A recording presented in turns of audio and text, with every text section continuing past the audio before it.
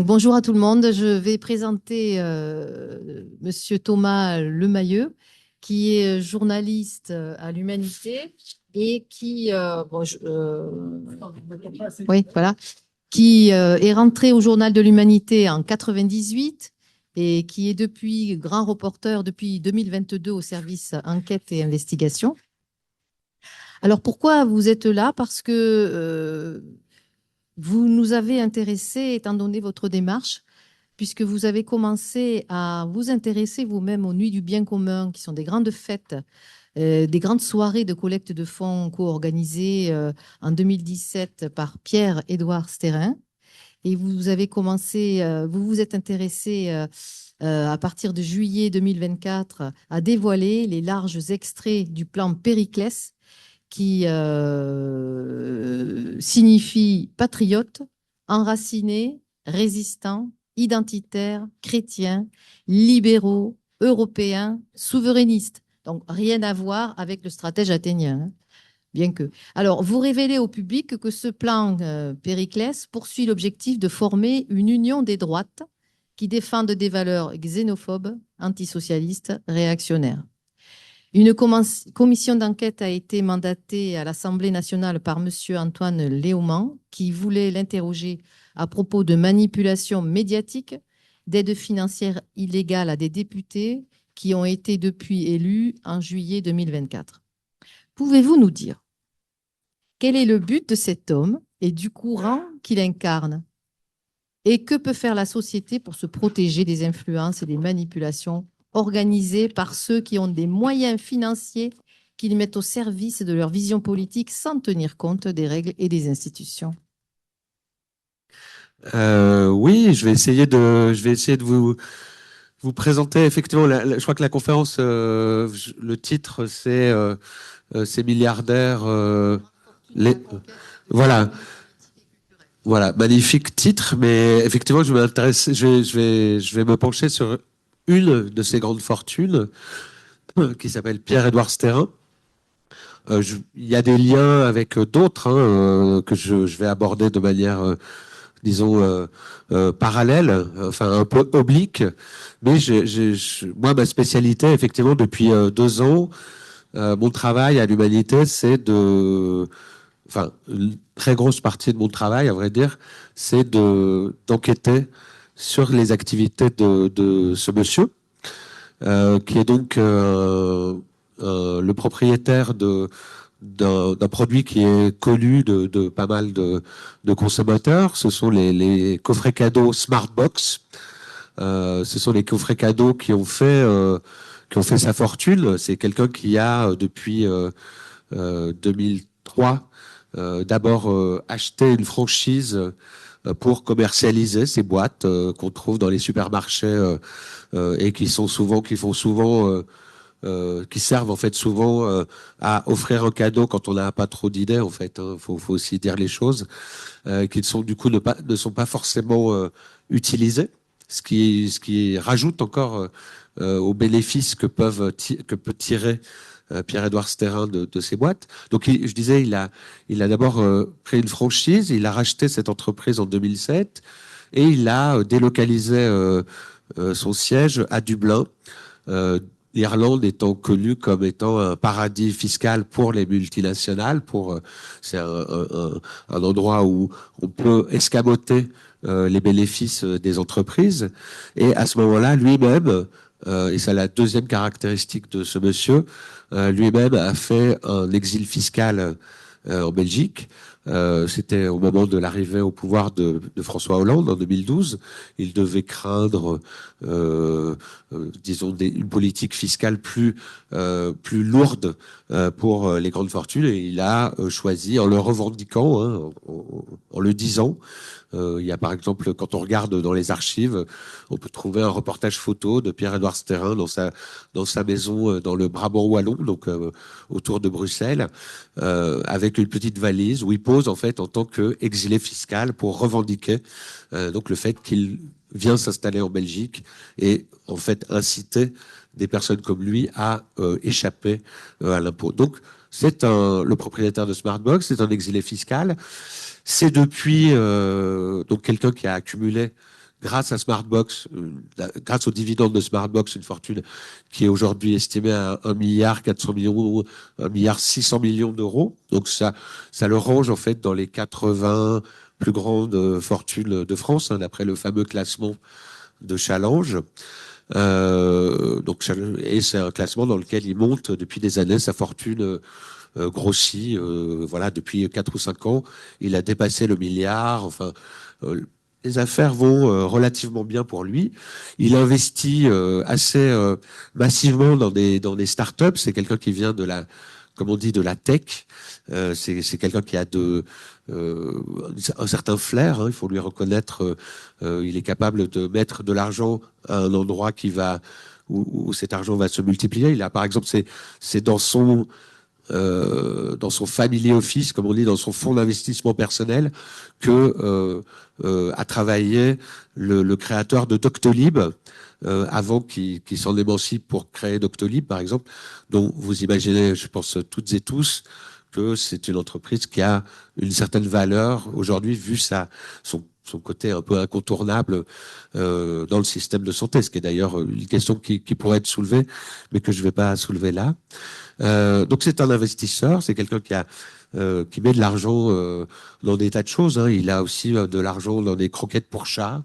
Enfin, je vous incite en fait à regarder un peu ce qu'il finance. Je ferai pas la liste là parce que ce serait un peu fastidieux.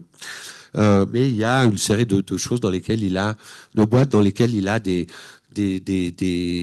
parts. C'est quelqu'un qui investit, c'est pas quelqu'un qui crée de l'emploi, quoi. C'est quelqu'un qui place son argent, c'est un spéculateur, on pourrait dire. Il a été, par exemple, actionnaire de un site, il a revendu aujourd'hui ses parts, mais qui s'appelle La Fourchette, qui notait les restaurants, tout ça. Il a été aussi, il est, enfin, dans tout un tas de startups comme ça, il est assez. Donc, investisseur, propriétaire de Smartbox, exilé fiscal. Et c'est depuis 2017, vous l'avez dit, quelqu'un qui se positionne comme philanthrope. Et évidemment, avec ce genre de personnage, quand on se positionne comme philanthrope et qu'on est exilé fiscal, ça signifie en fait qu'on choisit de choisir soi-même les causes, enfin les objets auxquels on va apporter sa solidarité entre guillemets, puisque ça ne passe plus ou ça passe moins par l'impôt, par ce qu'on appelle la solidarité nationale, mais ça passe par la philanthropie, qui est par ailleurs largement elle-même défiscalisée, comme tout le monde le sait, hein, comme par ailleurs les dons aux associations. Et ça se justifie tout à fait, hein, en soi, mais quand c'est de la philanthropie de très grande fortune, tout un tas de questions peuvent être posées, puisque ce sont aussi, on le sait, des moyens de défiscalisation. Donc c'est un philanthrope qui a créé, cofondé ce que vous avez rappelé, les Nuits du bien commun, qui sont des galas de charité au cours desquels ils sont invités des gens qui voudraient participer à cette philanthropie à leur échelle, hein. Ils peuvent donner 500, 1000, 5000 euros à des associations qui sont dûment sélectionnées par un comité qui est mis en place par ces Nuits du bien commun. Et ces associations sont souvent, enfin, pour une partie d'entre elles, peuvent être tout à fait au-dessus de tout soupçon, d'une certaine manière pour certaines. Et d'autres sont quand même très marqués idéologiquement, défendent ont des objets associatifs qui sont par exemple le combat contre le droit à l'avortement. Enfin, il s'agit de dissuader les femmes à recourir à une IVG. Il y a par exemple une association qui s'appelle Marthe et Marie qui crée des maisons d'accueil pour accueillir des femmes qui seraient en situation de précarité et enceintes, pour les dissuader éventuellement de recourir à une IVG. Il y a une association qui lutte contre les divorces, parce que les divorces, c'est un peu problématique, parce que je vous ai pas encore dit, mais vous l'avez sans doute compris ou vous le savez déjà, Pierre-Édouard Stérin, c'est quelqu'un qui est habité par sa foi catholique et qui est extrêmement conservateur, traditionnaliste, ou charismatique, peu importe à la limite le courant dans lequel l'Église catholique dans lequel on pourrait le ranger, mais c'est quelqu'un qui est pour qui les valeurs morales, la famille, les enfants, enfin faire des bébés, la démographie, baptiser les bébés, etc. Je sais pas si certains d'entre vous ont pu voir cet été une vidéo dans lequel, enfin, une conférence dans laquelle il intervenait, qui se tenait dans un institut traditionnaliste assez rigoriste où il a un peu fait scandale. C'est pour ça que je dis que vous l'avez peut-être vu, parce que il disait qu'il fallait que ses objectifs dans la vie, c'était que les femmes fassent plus de bébés de souche européenne, disait-il, ce qui veut dire évidemment articuler des enfants blancs, qu'il fallait les évangéliser et ses autres priorités, c'était la culture et l'éducation. Mais ça, on va en reparler. Donc, j'essaye de vous le présenter de manière un peu pointilliste comme ça, à travers sa philanthropie. Donc, au-delà des Nuits du bien commun, il a créé son propre outil de philanthropie, en affirmant qu'il allait léguer à son fonds de philanthropie qui s'appelle le Fonds du bien commun, toute sa fortune. Donc, c'est 1,4 milliard d'euros, 1,6 milliard d'euros, et qu'il était prêt, a-t-il dit de multiples fois, à déshériter ses enfants. Il a 5 enfants, hein, comme il se doit dans ce genre de couple. Voilà. Et donc, il est prêt à tout donner, dit-il régulièrement. Et ça fait plusieurs années qu'il dit qu'il est prêt à tout donner. Ça fait plusieurs années que il dit aussi qu'il va revenir en France, qu'il va abandonner son exil fiscal. Ce qu'il y a, c'est que, on le verra, je vous expliquerai pourquoi on peut savoir que c'est faux en conclusion. Mais voilà, on sait que c'est faux, quoi. Je fais un petit teaser, en fait, comme on dit en anglais, comme il se doit aussi. Voilà. Moi, donc j'ai commencé à travailler sur lui il y a 2 ans. Je me suis d'abord intéressé à sa philanthropie. Je suis allé à la Nuit du bien commun à Paris, hein, à l'Olympia, qui est une salle qui appartient à une autre grande fortune très très importante dans cette bataille culturelle et politique, qui s'appelle Vincent Bolloré. Hein, on y reviendra. Et donc, une fois que j'ai fait ma première enquête, disons, sur sa philanthropie, qui, grosso modo, essayait de présenter le personnage qu'on avait, dès ce moment-là, dans mon journal, à l'Humanité, qualifié pour faire un jeu de mots dans un titre, hein, comme on fait dans la profession, qu'on avait qualifié donc de saint patron de l'extrême droite. C'était un petit et c'est une expression qui a fait un peu florès et qui s'est avérée en vérité de plus en plus vraie, parce que c'est vrai que je dois admettre que la première fois qu'on l'a utilisé, disons que les choses n'étaient pas encore patentes, et notamment Pierre-Édouard Stérin était quelqu'un qui passait son temps quand il répondait aux journalistes, enfin surtout aux journalistes de la presse Bolloré, notamment début juillet 2024, il avait dit au JDD qu'il n'avait pas de programme politique, pas d'agenda, qu'il ne manœuvrait pas, qu'il n'avait pas de pion. Et ça, c'était à la veille du second tour des élections législatives, qui, je vous rappelle, à la veille du second tour des élections législatives, beaucoup de gens dans le pays, quand même, pensaient que le Rassemblement national pouvait gagner ces élections, pouvait emporter une majorité et pouvait prendre le pouvoir, quoi. Et donc, les gens s'étaient mis à se poser des questions quand même sur ce que faisait ce milliardaire, hein, puisque on savait qu'il rencontrait des personnalités politiques de temps en temps, qu'il était intéressé à la politique, mais lui était plutôt dans le déni, dans une forme de délégation. Et c'est à ce moment-là que s'est déroulé le passage, en tout cas pour moi, mais je pense pour lui aussi, et pour tous les gens qui s'intéressent à la question de la bataille pour l'hégémonie culturelle et politique. C'est joué donc ce passage un peu important. C'est que donc mon journal, l'Humanité, a pu mettre la main sur un document tout à fait inédit, bien sûr, mais assez étonnant et assez rare. Enfin, nous on n'a pas connaissance de ce type. Il y a pas d'autres exemples. Enfin, moi, j'ai pas d'autres exemples en tête, en tout cas récents, d'un document de cet ordre. C'est donc un document qui s'appelle Périclès. C'est un plan qui est façonné dans les équipes donc de Pierre-Édouard Stérin. En fait, le document qu'on révèle, il date de septembre 2023, donc quelques mois, enfin un peu moins d'un an avant.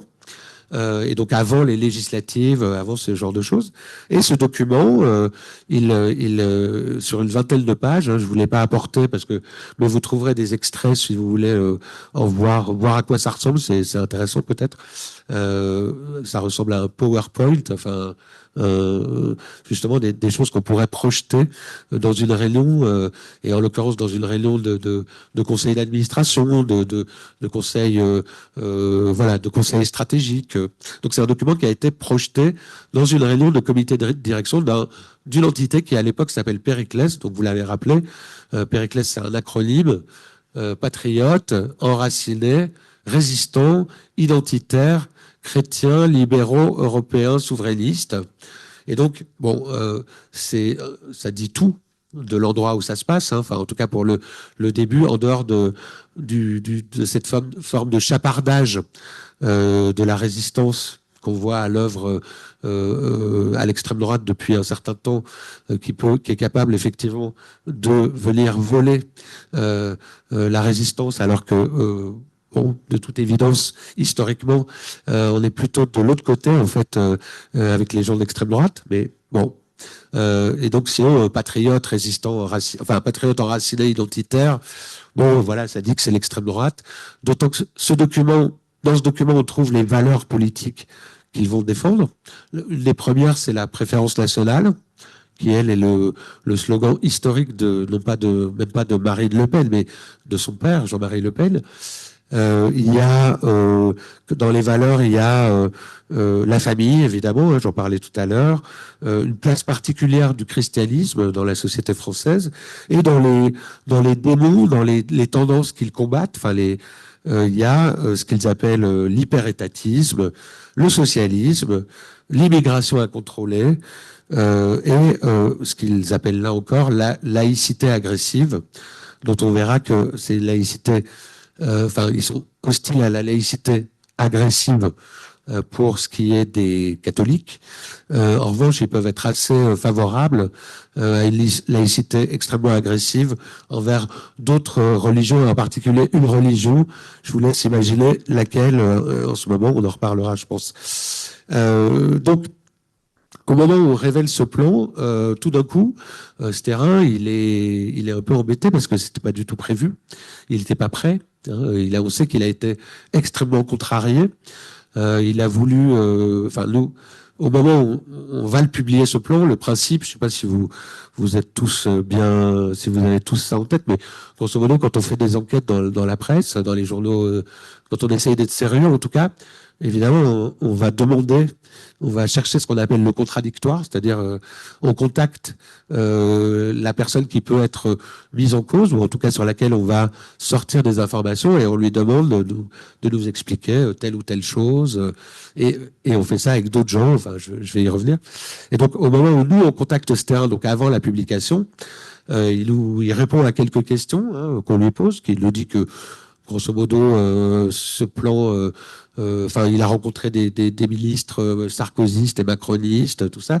Mais il nous dit d'abord que si on publie ce plan, il va nous poursuivre pour violation du secret des affaires, et je dis ça parce que au-delà de la menace qu'il fait à ce moment-là, qu'il est en vérité pas très sérieuse, parce que nous, on a le droit de publier. Enfin, le secret des affaires, c'est quelque chose qui s'applique aux affaires et vraiment à des secrets des affaires. Et c'est une dimension qui est tout à fait contestable par ailleurs, enfin, à laquelle les journalistes peuvent s'opposer. Enfin, je veux dire, si les informations sont d'intérêt public et d'intérêt général, on peut pas faire valoir un secret des affaires. Mais ça dit sa conception, en fait, de ce qu'est ce plan. Ça dit, en fait, qu'il passe à la politique, qu'il attaque la politique avec un plan d'affaires. C'est un business plan, comme on dit. Enfin, je vous disais, il est dans les startups, et donc ce qui nous présente, le document qu'on révèle est un business plan. C'est-à-dire, il y a de l'argent, il y a un calendrier, il y a des étapes à franchir, il y a des objectifs de recrutement, il y a des objectifs pour sécuriser juridiquement l'affaire, parce qu'en fait, du point de vue quand même du financement de la vie politique, c'est un peu problématique. Ce plan, il a été élaboré au sein d'un fonds de philanthropie, le fonds du bien commun, et d'un fonds d'investissement, Otium Capital, qui est donc le fonds de Pierre-Édouard Sterrin, Otium Capital, celui qui détient les entreprises dont je parlais tout à l'heure, Smartbox, et tout ça. Et donc, ces entreprises, normalement, enfin, les gens qui sont dans ces entreprises, leur travail n'est pas de faire un plan politique pour faire gagner l'extrême droite et une coalition qui rassemblerait l'extrême droite et la droite dite républicaine aux prochaines élections. C'est pas leur rôle. Un fonds de philanthropie, par ailleurs, ça a des obligations de neutralité. Hein, ça doit être aconfessionnel, apolitique, ce genre de choses. Donc c'est quand même, il y a des questions, il y a des biais. On peut se poser des questions. Sur la légalité de cet édifice. Et à ce moment-là, c'est écrit dans le plan qu'on révèle, ils savent qu'il y a un risque puisqu'ils le disent. C'est écrit dans le document. Il faut qu'ils transfèrent les contrats de travail. Il faut qu'ils aient des locaux séparés. Voilà, il faut qu'ils aient des comptes en banque. Et visiblement, au moment où, dans le document qu'on révèle, ça n'est pas le cas. Donc, il y a effectivement sans doute un problème. J'anticipe très vite là, c'est une parenthèse. Cette question n'est toujours pas réglée aujourd'hui puisque vous citiez la commission d'enquête. Il y a eu donc une commission d'enquête sur l'organisation des élections en France, qui est donc une commission d'enquête parlementaire avec son président Thomas Cazenave, qui est un député Renaissance, et son rapporteur Antoine Léaumont, qui est député de la France Insoumise. Et donc ces deux députés et les autres députés qui formaient la commission ont fini. D'abord, ils s'intéressaient aux questions d'abstention, d'inscription sur les listes électorales, à des choses finalement assez classiques. Et puis un jour, ils sont tombés sur le plan Périclès avec un certain retard d'ailleurs. Et donc ils se sont dit tiens, on va élargir le champ de notre commission à cette question et on va convoquer Pierre-Édouard Sterrin. Le problème, c'est que j'ai dit que la question n'est pas résolue parce que Pierre-Édouard Sterrin a décidé de ne pas venir à cette commission, à part 2 fois ou 3 fois, même, ça dépend comment on compte. Il a esquivé la convocation, alors qu'en fait, il est censé être, c'est obligatoire en fait d'aller dans des commissions, sinon on risque une amende. Bon, pour Pierre-Édouard Sterrin, c'est une amende, je crois, je sais plus si c'est 7500 euros, ouais. Donc ça, c'est pas très très grave, hein, vous vous souvenez de l'argent qu'il a. Mais quand même, une peine qui peut aller jusqu'à 2 ans de prison. Donc là, ce serait un peu plus embêtant. Bon, mais ça reste, tout ça est très théorique. Je crois que il y a une plainte qui a été déposée. Enfin, je crois que l'affaire maintenant est instruite. Elle n'a pas été classée sans suite, donc on verra ce que ça donne. Mais donc on ne sait pas, on ne peut pas, enfin moi je ne peux pas, en tout cas, ce serait pas sérieux, déterminer si ce que fait Pierre-Édouard Sterrin avec Périclès est légal ou pas. Ce qu'on sait, c'est qu'il y a des questions qui se posent, et elles se posent d'autant plus que Pierre-Édouard Sterrin, on l'a appris après la publication du plan Périclès, il y a des enquêtes qui sont menées sur des prêts qu'il a accordés en 2020 et en 2021 à des candidats qui sont tous proches de Marion Maréchal Le Pen. Hein. C'est pas tout à fait un hasard, mais donc des candidats qui étaient pour le RN à Marseille et en Rhône-Alpes, je crois, et je sais plus, en Normandie aussi, je pense. Donc il peut avoir des ennuis judiciaires, mais on verra ce que ça donne. Mais pour le moment, c'est pas tranché. Donc je reviens au plan Périclès en tant que tel. Voilà, le plan, je vais quand même le détailler un tout petit peu. Donc c'est un plan son caractère inédit et exceptionnel, c'est que c'est un plan qui vise, dit-il, donc avec les valeurs dont j'ai parlé, l'argent, les 150 millions d'euros qu'il compte mettre sur la table sur les 10 prochaines années, c'est un plan qui vise à assurer une victoire culturelle, politique et électorale à une nouvelle coalition, à une union des droites extrêmes, puisque sur les valeurs que j'ai données tout à l'heure, que j'ai décrites tout à l'heure, ce sont des valeurs de l'extrême droite, quoi. Il y a aucun doute là-dessus. Et donc son but, c'est ça. Finalement, la bataille culturelle, c'est des choses qu'on connaît assez bien. Puisqu'elles sont précisément, par exemple, Vincent Bolloré est en train de mener avec ses médias et la structuration toujours plus large de son empire médiatique, il mène la bataille culturelle. On en voit tous les jours. Je pense, enfin, si on voit, disons, une forme de dérive dans le débat public, dans le débat politique, vers l'extrême droite de tous les thèmes qui peuvent être imposés du coup par les médias, enfin, qui à partir des médias Bolloré finissent par se retrouver dans des médias qui sont des médias de service public parfois, enfin, donc ça c'est la bataille culturelle, c'est imposer au fond les thèmes des débats, décider de ce qui fait débat, de ce sur quoi on débat, de comment on débat, pourquoi et de quelles solutions enfin quelles solutions sont mises en avant. C'est ce qu'on appelle, et ce qui est d'ailleurs précisé dans le document Périclès de Pierre-Édouard Sterrin, c'est la question de la fenêtre d'Overton. Je ne sais pas si vous connaissez, si vous êtes familière avec ce terme, le fenêtre d'Overton. Overton, c'est le nom d'un espèce d'un Américain qui travaille dans un laboratoire d'idées libertarien, qui a créé ce concept. La fenêtre d'Overton, c'est le champ des idées d'extrême droite qui sont dissibles et acceptables, au fond, acceptées dans le débat public. Et donc, il s'agit de élargir toujours cette fenêtre pour que de plus en plus d'idées qui, il y a quelques années, étaient parfaitement inaudibles parce que scandaleuses, enfin, je veux dire, qui auraient suscité des réactions extrêmement vives, d'abord peut-être des intermédiaires médiatiques ou d'autres débatteurs, enfin, et qui auraient été du coup écarté du champ du débat global, je veux dire, qui aurait été simplement mise à l'écart parce qu'inadmissible. Bon, aujourd'hui, on voit bien que cette fenêtre d'Overton, elle est crevée, quoi. Enfin, on peut dire, c'est une forme de véranda. Enfin, c'est énorme aujourd'hui. Ce qui en quelques années a pu, ce qui peut aujourd'hui s'exprimer finalement, tout à fait, ce qu'on peut exprimer dans le débat public. Des idées qui sont... enfin, j'essaierai d'en donner un exemple ou deux tout à l'heure. Mais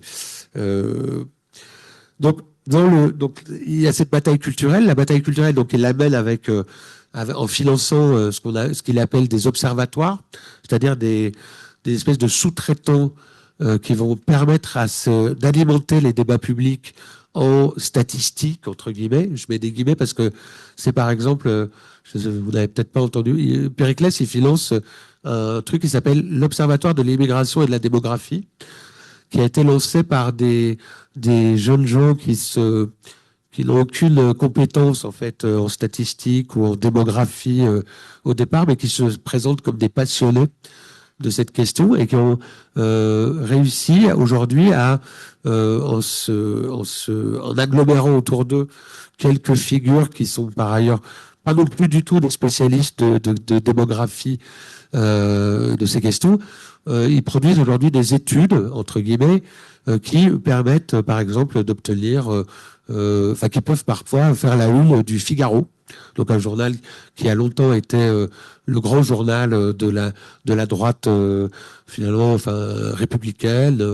Bon, enfin, on peut discuter. Hein. Moi, je suis à l'Humanité, donc je suis assez éloigné, mais il faut reconnaître que voilà, c'est un grand journal. Ça a été longtemps un grand journal, mais aujourd'hui, ils sont capables de mettre à la une étude de cet observatoire de l'immigration et de la démographie qui va, par exemple, vous expliquer que si on s'en tient aux critères du droit d'asile en France, on pourrait demain devoir accueillir 580 millions d'étrangers dans le pays. Parce qu'il y aurait 580 millions d'étrangers sur toute la planète qui répondraient aux critères du droit d'asile.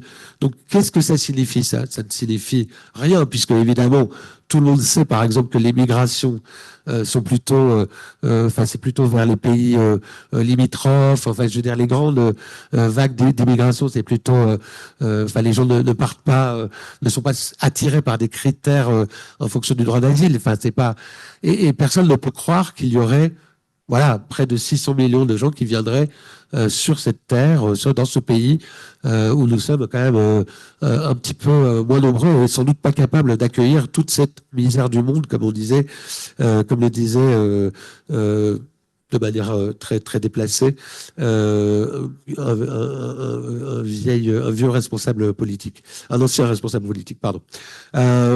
Donc voilà, ces études elles cherchent évidemment à créer ce qu'on appelle des formes de panique.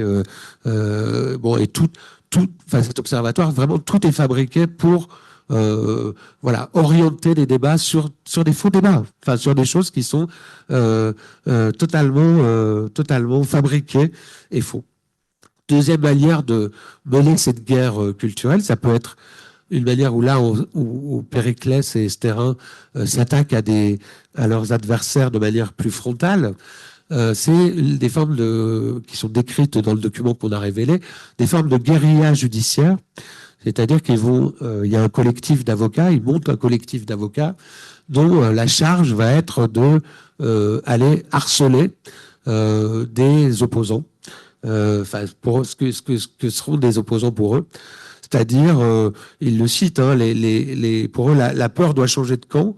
Et là, le but, c'est d'attaquer, vous connaissez hein, le wokisme, la théorie du genre. Je veux dire, c'est des obsessions. Il s'agit d'aller attaquer des gens qui seraient coupables de wokisme.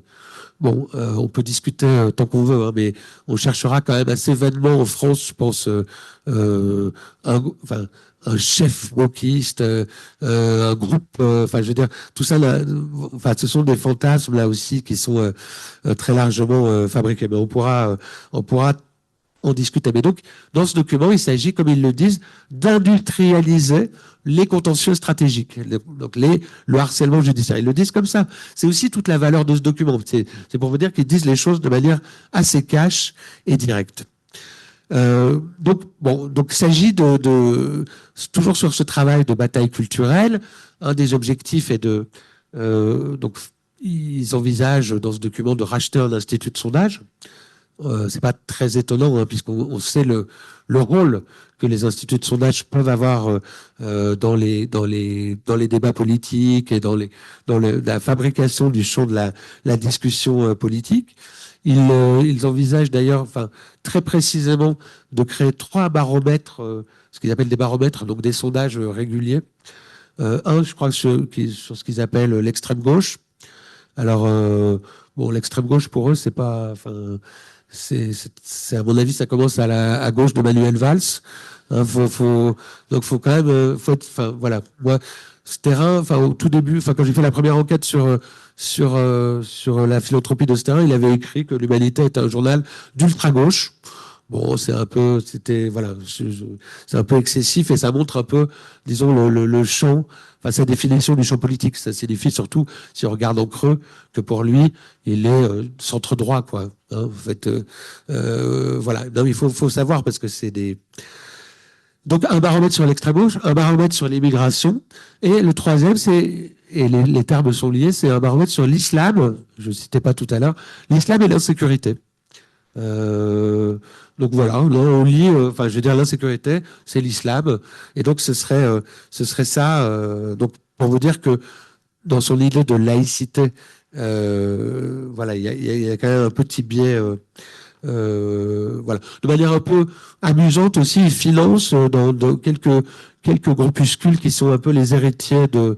Alors moi je dis que c'est amusant, mais c'est moi de mon point de vue, ça renoue en fait avec des traditions du patronat des années 70, hein, dans un contexte de lutte sociale peut-être plus fort qu'aujourd'hui, hein, après 68, où il y avait des officines anti-syndicales, anti-communistes, enfin, je veux dire, voilà, c'était la guerre froide, et donc il fait un petit lien, il finance des héritiers en quelque sorte de ces officines qui ont servi parfois à blanchir, à reclasser en quelque sorte des personnalités politiques comme Alain Madelin, voilà. Enfin, je dis ça au passage. Alors, le fond, donc là, tout ce que je vous dis sur la bataille culturelle, au fond, c'est ils financent des trucs qui servent en fait à vous tromper, en fait les débats, à tromper l'opinion publique. Mais la nouveauté, enfin une autre nouveauté, et la nouveauté sans doute principale du plan Périclès, c'est que il choisit de mener une bataille politique et électorale avec les limites qu'on connaît en termes de financement politique. Hein, tout ça, on n'est pas aux États-Unis. C'est d'ailleurs dans la commission dont je parlais tout à l'heure, il y a eu le président de, alors c'est un acronyme dont j'oublie toujours le nom, mais de la Commission nationale de contrôle du financement de la vie politique et des comptes de campagne, je crois. Enfin, je ne sais plus comment ça s'appelle, c'est trop compliqué pour moi. Euh, qui était venu, qui a été entendu et qui a expliqué que avant que ce terrain soit convoqué, il a dit qu'il avait eu connaissance du plan Périclès, bon, par la presse, mais que ce qu'il en avait lu et ce qu'il en avait vu, pour lui, ça renvoyait plutôt à un imaginaire politique anglo-saxon. C'est-à-dire au financement des campagnes électorales américaines. C'est-à-dire, évidemment, là, les milliardaires peuvent allonger. Enfin, on est sur des milliards enfin, il y a des compétitions énormes. On sait que, voilà, l'argent aux États-Unis compte beaucoup dans les élections. En France, les choses sont encore réglementées de manière assez. Oui, voilà. Non, mais on peut effectivement, oui, modeliner de la tête et se poser des questions. On pourra en discuter après. Mais il y a des limites, notamment pour les dons, hein, qui sont de 6 000 ou 7 000 euros pour les particuliers. Après, il n'y a pas de limite pour les prêts. C'est un peu là-dessus qu'il y a des failles, manifestement. Mais du coup, c'est un peu encadré. Et la question, du coup, de l'intervention, le fait de vouloir intervenir dans la vie politique et la vie électorale, parce que c'est dit très clairement par Pierre-Édouard Stérin, bah oui, ça pose des questions, quoi. Et effectivement, la partie du plan Périclès qui est consacrée à ces manœuvres politiques et électorales, bah c'est assez limpide aussi. Il s'agit pour le truc le moins problématique, disons, enfin, c'est de créer une réserve, un peu au sens militaire. Il s'agit de faire un fichier avec 1000 cadres qui seraient des hauts fonctionnaires ou qui pourraient exercer dans les cabinets ministériels, dans les entreprises publiques, dans les administrations parapubliques, etc., en cas de victoire du camp de l'extrême droite. Donc, c'est exercer le pouvoir. On sait que c'est une difficulté enfin une question qui se pose quand même de manière un peu aiguë, qui s'est posée longtemps en tout cas pour l'extrême droite. Donc préparer l'exercice du pouvoir.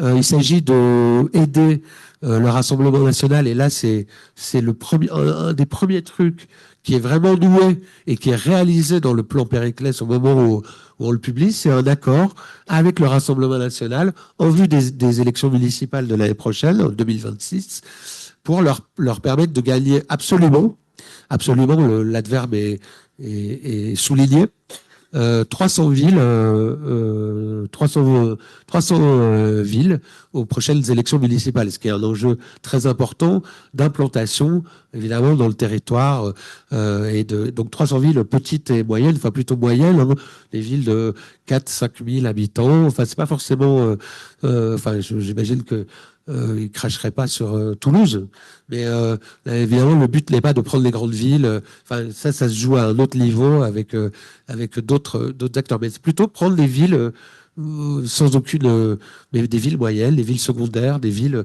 dans lesquelles voilà, faire de la politique et s'implanter durablement. Donc ça, il y a 300 villes pour l'ORL, et au total, le but de Périclès, c'est de gagner 1000 villes en plus hein, pour les droites extrêmes qu'il rassemblerait. Et donc pour faire ça, ils sont prêts ils le disent, hein, et c'est là que ça devient aussi intéressant, ils sont prêts à mettre à disposition tous les outils nécessaires. Et là, ils disent big data. Donc ça, c'est des enquêtes électorales, hein. Il y a d'ailleurs une des boîtes qui propose ces services pour analyser les résultats dans les quartiers, dans les villes, enfin faire de l'analyse électorale. Donc big data, médias. Donc là, on achète des trucs complaisants dans les médias. Ressources humaines, donc financement là direct de la campagne, hein, et c'est dit financement d'ailleurs, il y a le mot financement. Donc là, on sait aussi que c'est problématique potentiellement, c'est assez problématique. Il s'agit de défendre ce qu'ils appellent des candidats alignés. Alignés, c'est un terme que Stérin aime beaucoup. je sais pas, moi, c'est pas un terme que j'utilise beaucoup, mais eux, ils sont obsédés par le fait de trouver des gens qui sont alignés sur eux. Enfin, là encore, c'est un truc un peu militaire. Enfin, je veux dire aussi, il faut être, c'est l'ordre. Bon, ça dit quelque chose aussi de l'imaginaire. Bon, mais passons. Donc ça, et donc ils mettent aussi en place, pardon, dernière chose, une école, une école de formation pour les candidats qui s'appelle aujourd'hui Politicae, qui est l'école dans laquelle enfin, tout le monde peut gratuitement, enfin, des gens peuvent aller gratuitement suivre une formation d'un jour ou deux. C'est à mon avis, assez sommaire sur le droit électoral, sur comment créer, enfin, qu'est-ce qu'il faut pour, enfin, sur des questions qui sont des questions techniques, administratives, mais du coup très importantes, mais aussi les questions de comment aborder une campagne, qu'est-ce qu'il faut faire pour manipuler un journaliste. Enfin, je sais pas si vous aviez vu, mais il y avait un truc un peu instructif enfin, il y avait des trucs instructifs dans Cache Investigation sur ce terrain où ils s'étaient infiltrés à l'intérieur d'une de ces formations. Et c'était effectivement assez exemplaire vraiment voilà, de fabrication, là encore, des choses. Et le but de Périclès, il est défini là aussi dans une de ces pages du document que vous pourrez retrouver si vous voulez sur le site de l'Humanité. C'est en accès gratuit, je précise. Il y a un trombinoscope, et donc c'est bien de rassembler Jordan Bardella, Marine Le Pen, en passant par Éric Zemmour, Sarah Knafo, à Édouard Philippe. C'est pour vous dire que quand même, c'est pas, ça va, enfin, au moment où c'est fait, aujourd'hui, ça paraît finalement, enfin, je le dis, je m'avance un peu, mais ça paraît presque en cours. Enfin, je veux dire, ça a assez avancé. Mais c'est vrai qu'en septembre 2023, bon, enfin, je sais pas, les macronistes de Horizon, par exemple, ils étaient encore un peu plus dans la majorité, sans doute. Enfin, je veux dire, donc c'était quand même, il y avait une vision quand même finalement assez ambitieuse qui est peut-être en train de se réaliser, c'est ça que je veux dire, mais donc de rassembler très largement, quoi. Mais en prenant au bout du compte, le meilleur cheval. Pardon d'en parler je ne veux pas en parler de manière triviale, mais ce terrain, je parlais de Otium Capital, donc son fonds d'investissement. Le dirigeant, le directeur général de Otium Capital s'appelle François Durvy. François Durvy, c'est aujourd'hui le conseiller économique principal de Marine Le Pen et Jordan Bardella. Ça fait plusieurs années qu'il officiait en coulisses de manière assez discrète, mais là, c'est maintenant officialisé. Moi, je trouve que je l'ai eu la semaine dernière pour faire un mini portrait de lui. On sait qu'il va sans doute quitter Pierre-Édouard Stérin pour se mettre, pour rentrer en politique et aux prochaines législatives, chercher à se faire élire à l'Assemblée nationale. Il se murmure que ce serait dans la circonscription d'Elisabeth Borne, dans le Calvados. Et c'est quelqu'un qui serait amené, en cas de victoire de cette coalition, à sans doute prendre des responsabilités au sein d'un gouvernement, ce genre de choses. C'est quelqu'un d'assez, il faut le dire, c'est quelqu'un d'assez brillant, hein, c'est un polytechnicien, enfin voilà. C'est aussi quelqu'un, je le dis, c'est une incise, c'est aussi quelqu'un qui m'a un jour dit, enfin m'a dit il y a quelques mois qu'il avait un grand-père qui était FTP, donc résistant communiste au Havre. Il m'avait dit ça comme ça un peu. Moi, je savais pas si c'était pour se vanter ou faire une espèce de connivence avec moi. Enfin, un truc un peu, voilà. Et donc, je l'ai interrogé là-dessus la semaine dernière. Il me dit que c'est pas du tout pour se vanter, mais c'est pour rendre hommage à ce grand-père dont il a prétendu qu'il ne peut pas s'arroger l'engagement si héroïque, etc. Mais en même temps, c'est quand même quelque chose qu'il met en avant parce que, au fond, ça signifie pour lui que tous les engagements sont respectables. M'a-t-il dit, hein. C'est-à-dire donc tous les engagements politiques sont respectables. Donc je vous laisse tirer la conclusion. C'est celui de son grand-père et le sien. On peut quand même imaginer que c'est pas tout à fait, on n'est pas tout à fait dans les mêmes camps. Après, c'est son histoire familiale. Donc, je disais, il a donc un homme autour de Marine Le Pen. Il a des relations. Le parti d'Éric Ciotti, par exemple, qui a été créé après la rédaction de Périclès. Éric Ciotti bon, on peut pas enfin, on a beaucoup d'éléments, d'indices, disons, qui laissent penser que ce terrain a été a beaucoup aidé Eric Ciotti à constituer dans l'urgence son parti, puisque je rappelle que Ciotti, il a quitté les LR pour faire l'alliance avec le RL au moment des législatives anticipées. Il a dû faire assez vite. Il a échoué dans l'idée d'entraîner tout son parti. Mais donc, aujourd'hui, dans la direction du parti d'Eric Ciotti, on retrouve beaucoup de gens qui sont des proches de ce terrain, qui ont travaillé avec ce terrain. Euh, un des députés du parti UDR, donc c'est Vincent Trébuchet, qui est celui qui a par ailleurs lancé un internat d'excellence dont on a un peu parlé cette année, qui s'appelle les Académies Saint-Louis en Sologne, qui a été ouvert par Pierre-Édouard Sterin, et c'est avec Sterin qu'il avait composé ça. Il y a plein d'autres gens qui sont proches de Sterin chez Eric Ciotti. Et enfin, on sait qu'il a des relations fortes, et ça s'explique aussi, comment dire, sociologiquement et politiquement, avec Bruno Retailleau, donc la Vendée, les Chouans, tout ça. Peut-être on aura le temps d'en parler 5 minutes au sujet des spectacles historiques, mais voilà, il a des relations avec Bruno Retailleau, c'est-à-dire et Bruno Retailleau qui au fond ne dit pas grand-chose de très différent aujourd'hui de ce que disent Ciotti et Le Pen. Ils sont en concurrence électorale encore aujourd'hui, donc c'est-à-dire euh, le, le, le pari, disons, de ce terrain n'est pas réussi à ce stade. On a pu le voir en juin 2025 à l'occasion du sommet, ce qu'ils ont fait, qui s'appelait le Sommet des Libertés, qui était une soirée à Paris, au Casino de Paris, où ils avaient essayé de rassembler justement tous les gens qui voulaient fédérer.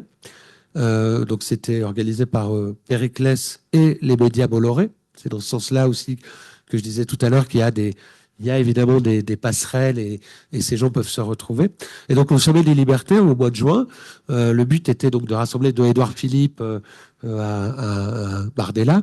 Et en fait, ils n'ont rassemblé que, entre guillemets, Bardella, Clafo, donc Reconquête, Zemmour, Mario Maréchal, Nicolas Dupont-Aignan, que bon, ne compte plus beaucoup aujourd'hui, mais et Éric Ciotti. Donc l'extrême droite quand même. Enfin là au sens où on peut la considérer de manière objective.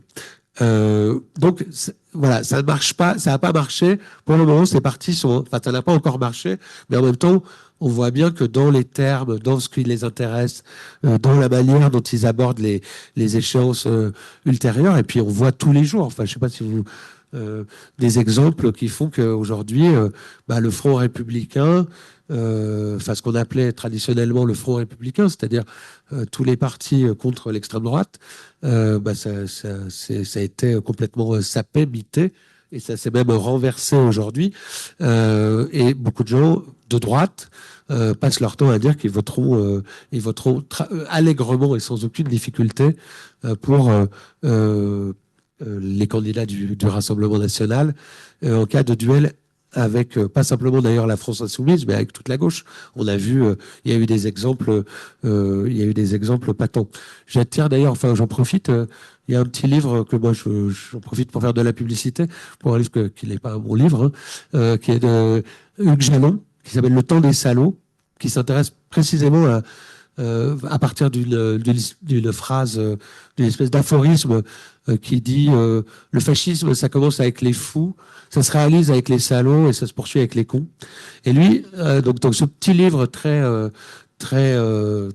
pas mal, il travaille sur qui sont les salauds qui sont en train d'aider ce qui s'appelle les fous, en considérant qu'il y a une folie du fascisme. C'est pas pour psychiatriser, psychologiser évidemment cette question, mais il y a une forme de délire du réel de l'extrême droite. Et donc, qui sont les salauds qui sont en train d'aider cette arrivée potentielle de l'extrême droite au pouvoir. Et c'est vrai qu'on en voit beaucoup. Et c'est aussi par là qu'il faut s'en, si on veut, enfin en tout cas c'est mon, en tant que citoyen, j'avoue que c'est mon objectif. Si on veut empêcher, disons, cette arrivée, il faut peut-être aussi viser pas simplement les néofascistes. Je vais encore dire une chose sur les aspects du plan Périclès. Enfin, je sais pas, ouais, je vais essayer de Je peux parler peut-être encore un quart d'heure ou c'est beaucoup? Ouais. Avant les questions, je veux dire. Euh, euh, non, ce qu'il faut voir, c'est que il y a aussi, là, je vous ai parlé de, je vous ai dit tout à l'heure, voilà, Pierre-Édouard Stérin, il a un objectif, il paraît un peu désintéressé, c'est-à-dire il a une énorme fortune, il a fait fortune, mais il est prêt à tout, à se débarrasser de tout au profit de ce à quoi il croit, ce qui est fou. Bon, c'est en soi, on peut pas. Pourquoi pas? Enfin, je veux dire, il a le droit de défendre évidemment des convictions, même si on les partage pas. Enfin, mais il y a un truc du coup qui passe un petit peu sous les radars, et je voudrais le pointer. C'est que en fait, Sterrin, il a aussi des intérêts matériels en fait, évidemment à la victoire de ce camp de la droite extrême, de l'extrême droite. Il a un intérêt très matériel parce que Sterrin, c'est une figure de ce qu'on appelle la finance alternative, c'est-à-dire les fonds d'investissement, un secteur qui est concurrent des banques et des assurances, c'est-à-dire qui a été longtemps le cœur du capitalisme français. Et donc, par exemple, dans le programme du Front National, du Rassemblement National, il y a l'idée de créer un fonds souverain avec 500 milliards d'euros qui seraient abondés en quelque sorte par l'épargne des Français. Et ça, c'est exactement ce dont a besoin le, le secteur de la finance alternative, le secteur avec lequel, par ailleurs, un autre secteur avec lequel il a des relations, c'est celui des crypto-monnaies, ce qu'on appelle monnaie, mais qui n'est pas une monnaie. Enfin, ce sont des crypto-actifs, le bitcoin comme outil de spéculation. C'est pas une monnaie avec laquelle on échange des biens ou des services. Et donc, voilà, il a un intérêt très, très direct, en fait, à une victoire de ce camp.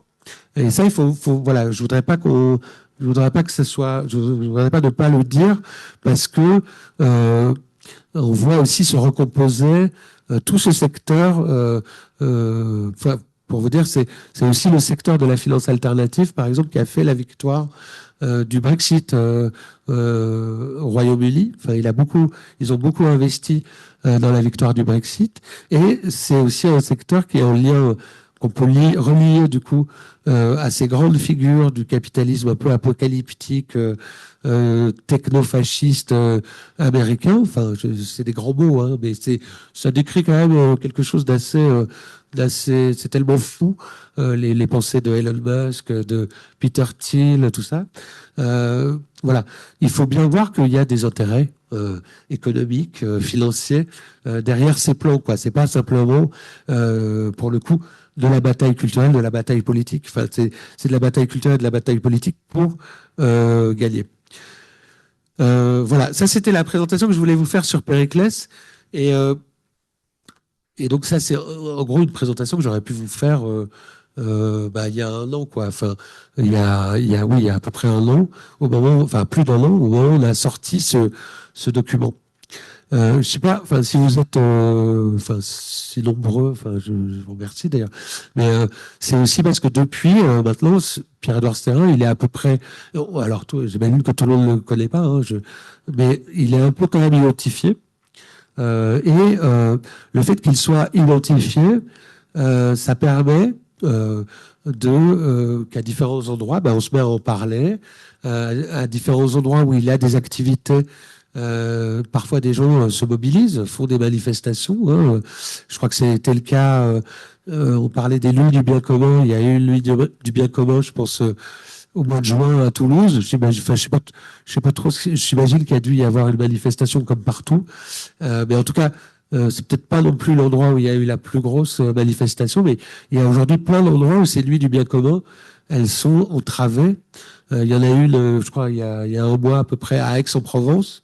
Il y avait une manifestation, il y avait des gens qui voulaient manifester contre, simplement parce qu'ils ne manifestent pas contre la charité et le fait de donner à des associations. On sait que par ailleurs que l'État fait baisser enfin, avec la baisse des dotations, il y a des gros problèmes. Et donc cette philanthropie, elle vient aussi suppléer, enfin potentiellement suppléer des questions philanthropiques. Mais il manifeste contre le projet de société politique, réactionnaire, identitaire, enraciné, patriote, machin, comme on l'a dit tout à l'heure. Et donc, il y a à Aix-en-Provence, il a suffi de quelques techniciens du spectacle qui ont décidé d'occuper la scène et de se mettre en grève pour que la nuit du bien commun ne puisse avoir lieu. Et elle a été annulée, enfin, elle s'est passée en visio, tout ça.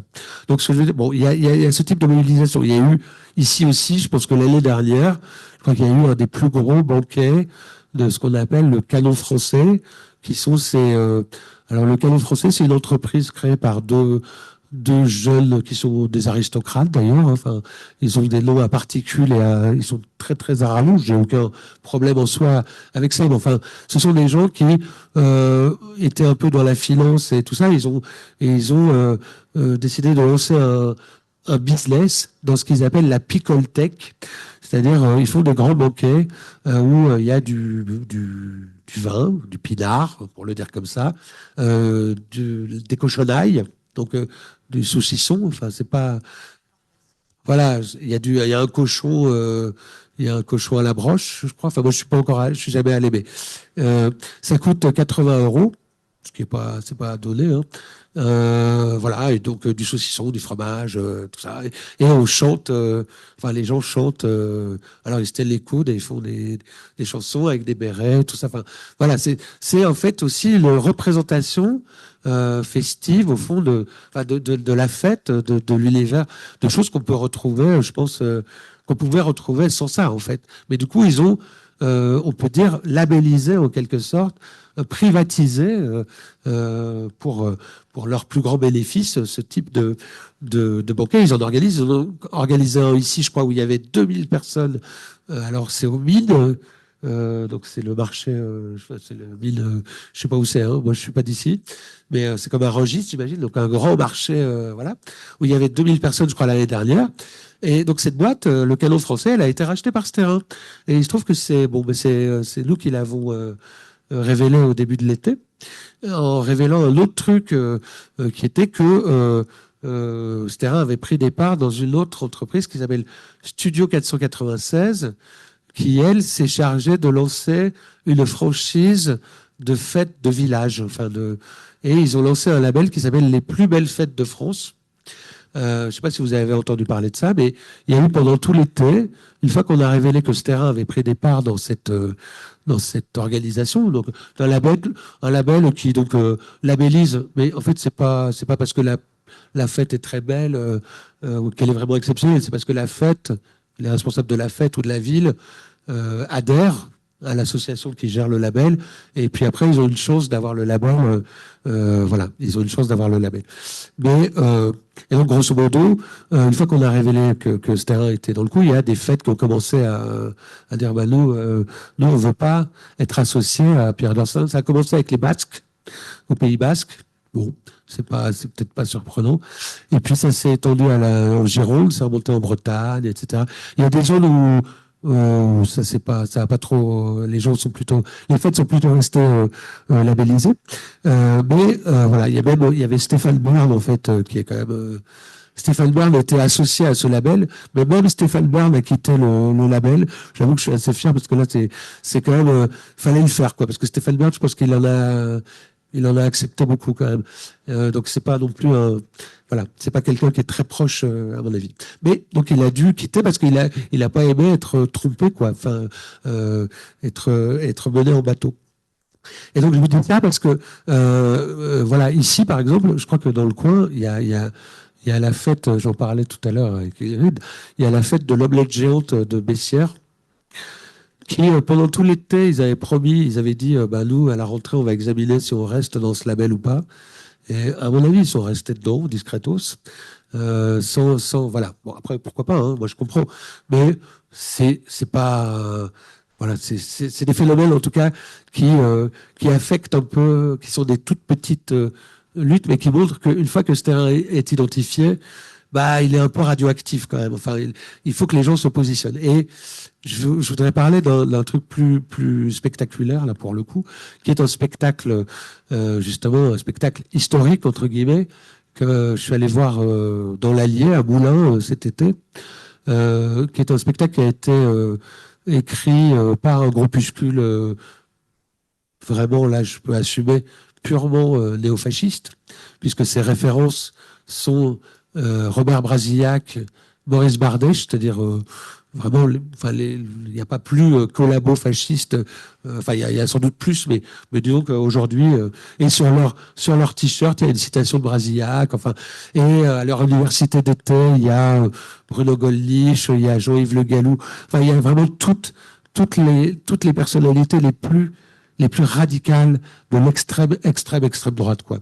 Et ce sont des chrétiens mi-traditionnalistes, mi-intégristes. Je ne sais pas si vous voyez la nuance, mais bon, grosso modo, voilà, c'est-à-dire, il y a ceux qui ont quitté le Vatican et ceux qui ont rompu avec le Vatican et ceux qui n'ont pas rompu. Mais grosso modo, c'est à peu près la même chose.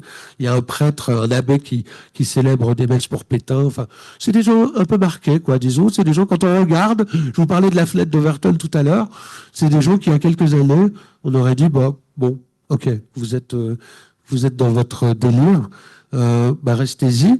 Mais en fait, ces gens, cette année, ils ont réussi à obtenir de la ville de Moulins, la communauté d'agglo de Moulins, le département de l'Allier et la région Auvergne-Rhône-Alpes, des subventions publiques pour créer un spectacle qui s'est appelé Murmure de la Cité, spectacle historique qui prétendait donc retracer l'histoire de France, hein, de Vercingétorix, donc une figure locale intéressante parce qu'il y a Gergovie pas loin, donc la victoire. Bon, c'est un peu plus loin d'Alésia, donc enfin, mais il parlait pas d'Alésia. Il y avait Clovis, évidemment. Hein, je disais Studio 496. Là, le truc, c'est la date du baptême de Clovis. Selon donc Clovis, évidemment, c'est une figure très importante. Je sais qu'il y a un petit rapport ici avec Clovis et les Visigoths, mais je n'ai pas tout compris. Donc, on pourra en parler si vous voulez, si quelqu'un veut m'expliquer, ça m'intéresse. Donc Clovis, Jeanne d'Arc, des moines, les moines de Cluny, Louis XIV, Napoléon, hein, bien sûr, Napoléon. Alors là, Napoléon, c'est pas Cato, mais par contre, c'est l'Empire, c'est la grandeur, etc. Et donc, ce spectacle, il commence comme ça. En fait, le spectacle, il commence par 5 minutes de croix gammées. Des croix gammées projetées sur l'édifice de. Mais alors, vous faites. Enfin, c'est vrai qu'on se dit, ah ben non, en fait, c'est des croix gammées. Ah, mais c'est parce que c'est l'occupation. Hein, donc évidemment, il y a des croix gammées. C'est normal, puisqu'on va avoir la libération. Le problème, c'est que venant des gens qui sont des admirateurs de Brasillac, Bardèche, tout ça, l'espèce de placement de produits, la complaisance avec laquelle on affiche des croix gammées, enfin, et on a envie de représenter cette période au fond, en évinçant d'ailleurs la question de la résistance. Je vous parlais les résistants, la Périclès résistant. Là, la résistance, elle est totalement évincée dans la représentation. Il y a éventuellement 3-4 ombres qui suivent des jeeps, des alliés qui chassent des nazis, tout ça, mais bon, on voit pas trop. Et puis surtout, la résistance, en fait, pour eux, ils le disent, c'est écrit, la résistance, c'est ceux qui étaient avant, c'est ceux qui ont résisté, les Arvernes avec Vercingétorix, c'est Jeanne d'Arc, les Anglais, enfin, c'est ça la résistance. Et dans ce spectacle, il n'est pas question de Révolution française. Ça n'existe pas, en fait. En fait, grosso modo, on est resté à l'Ancien Régime. Hein, on est dans une. Alors, il parle bien sûr du Second Empire. Il parle de Napoléon, du Second Empire. Il parle d'ailleurs du Second Empire. C'est la seule référence à Vichy. C'est pour dire que Vichy, sous le Second Empire, est devenu une station thermale reconnue. Mais sinon, on est donc à Moulins, à 50 ou 60 bornes de Vichy. Mais par contre, Vichy, la question de Vichy, de la ligne de débarcation, on est sur la ligne de débarcation. Tout ça sera complètement évincé. Donc, c'est pour vous dire que ça, c'est la bataille culturelle.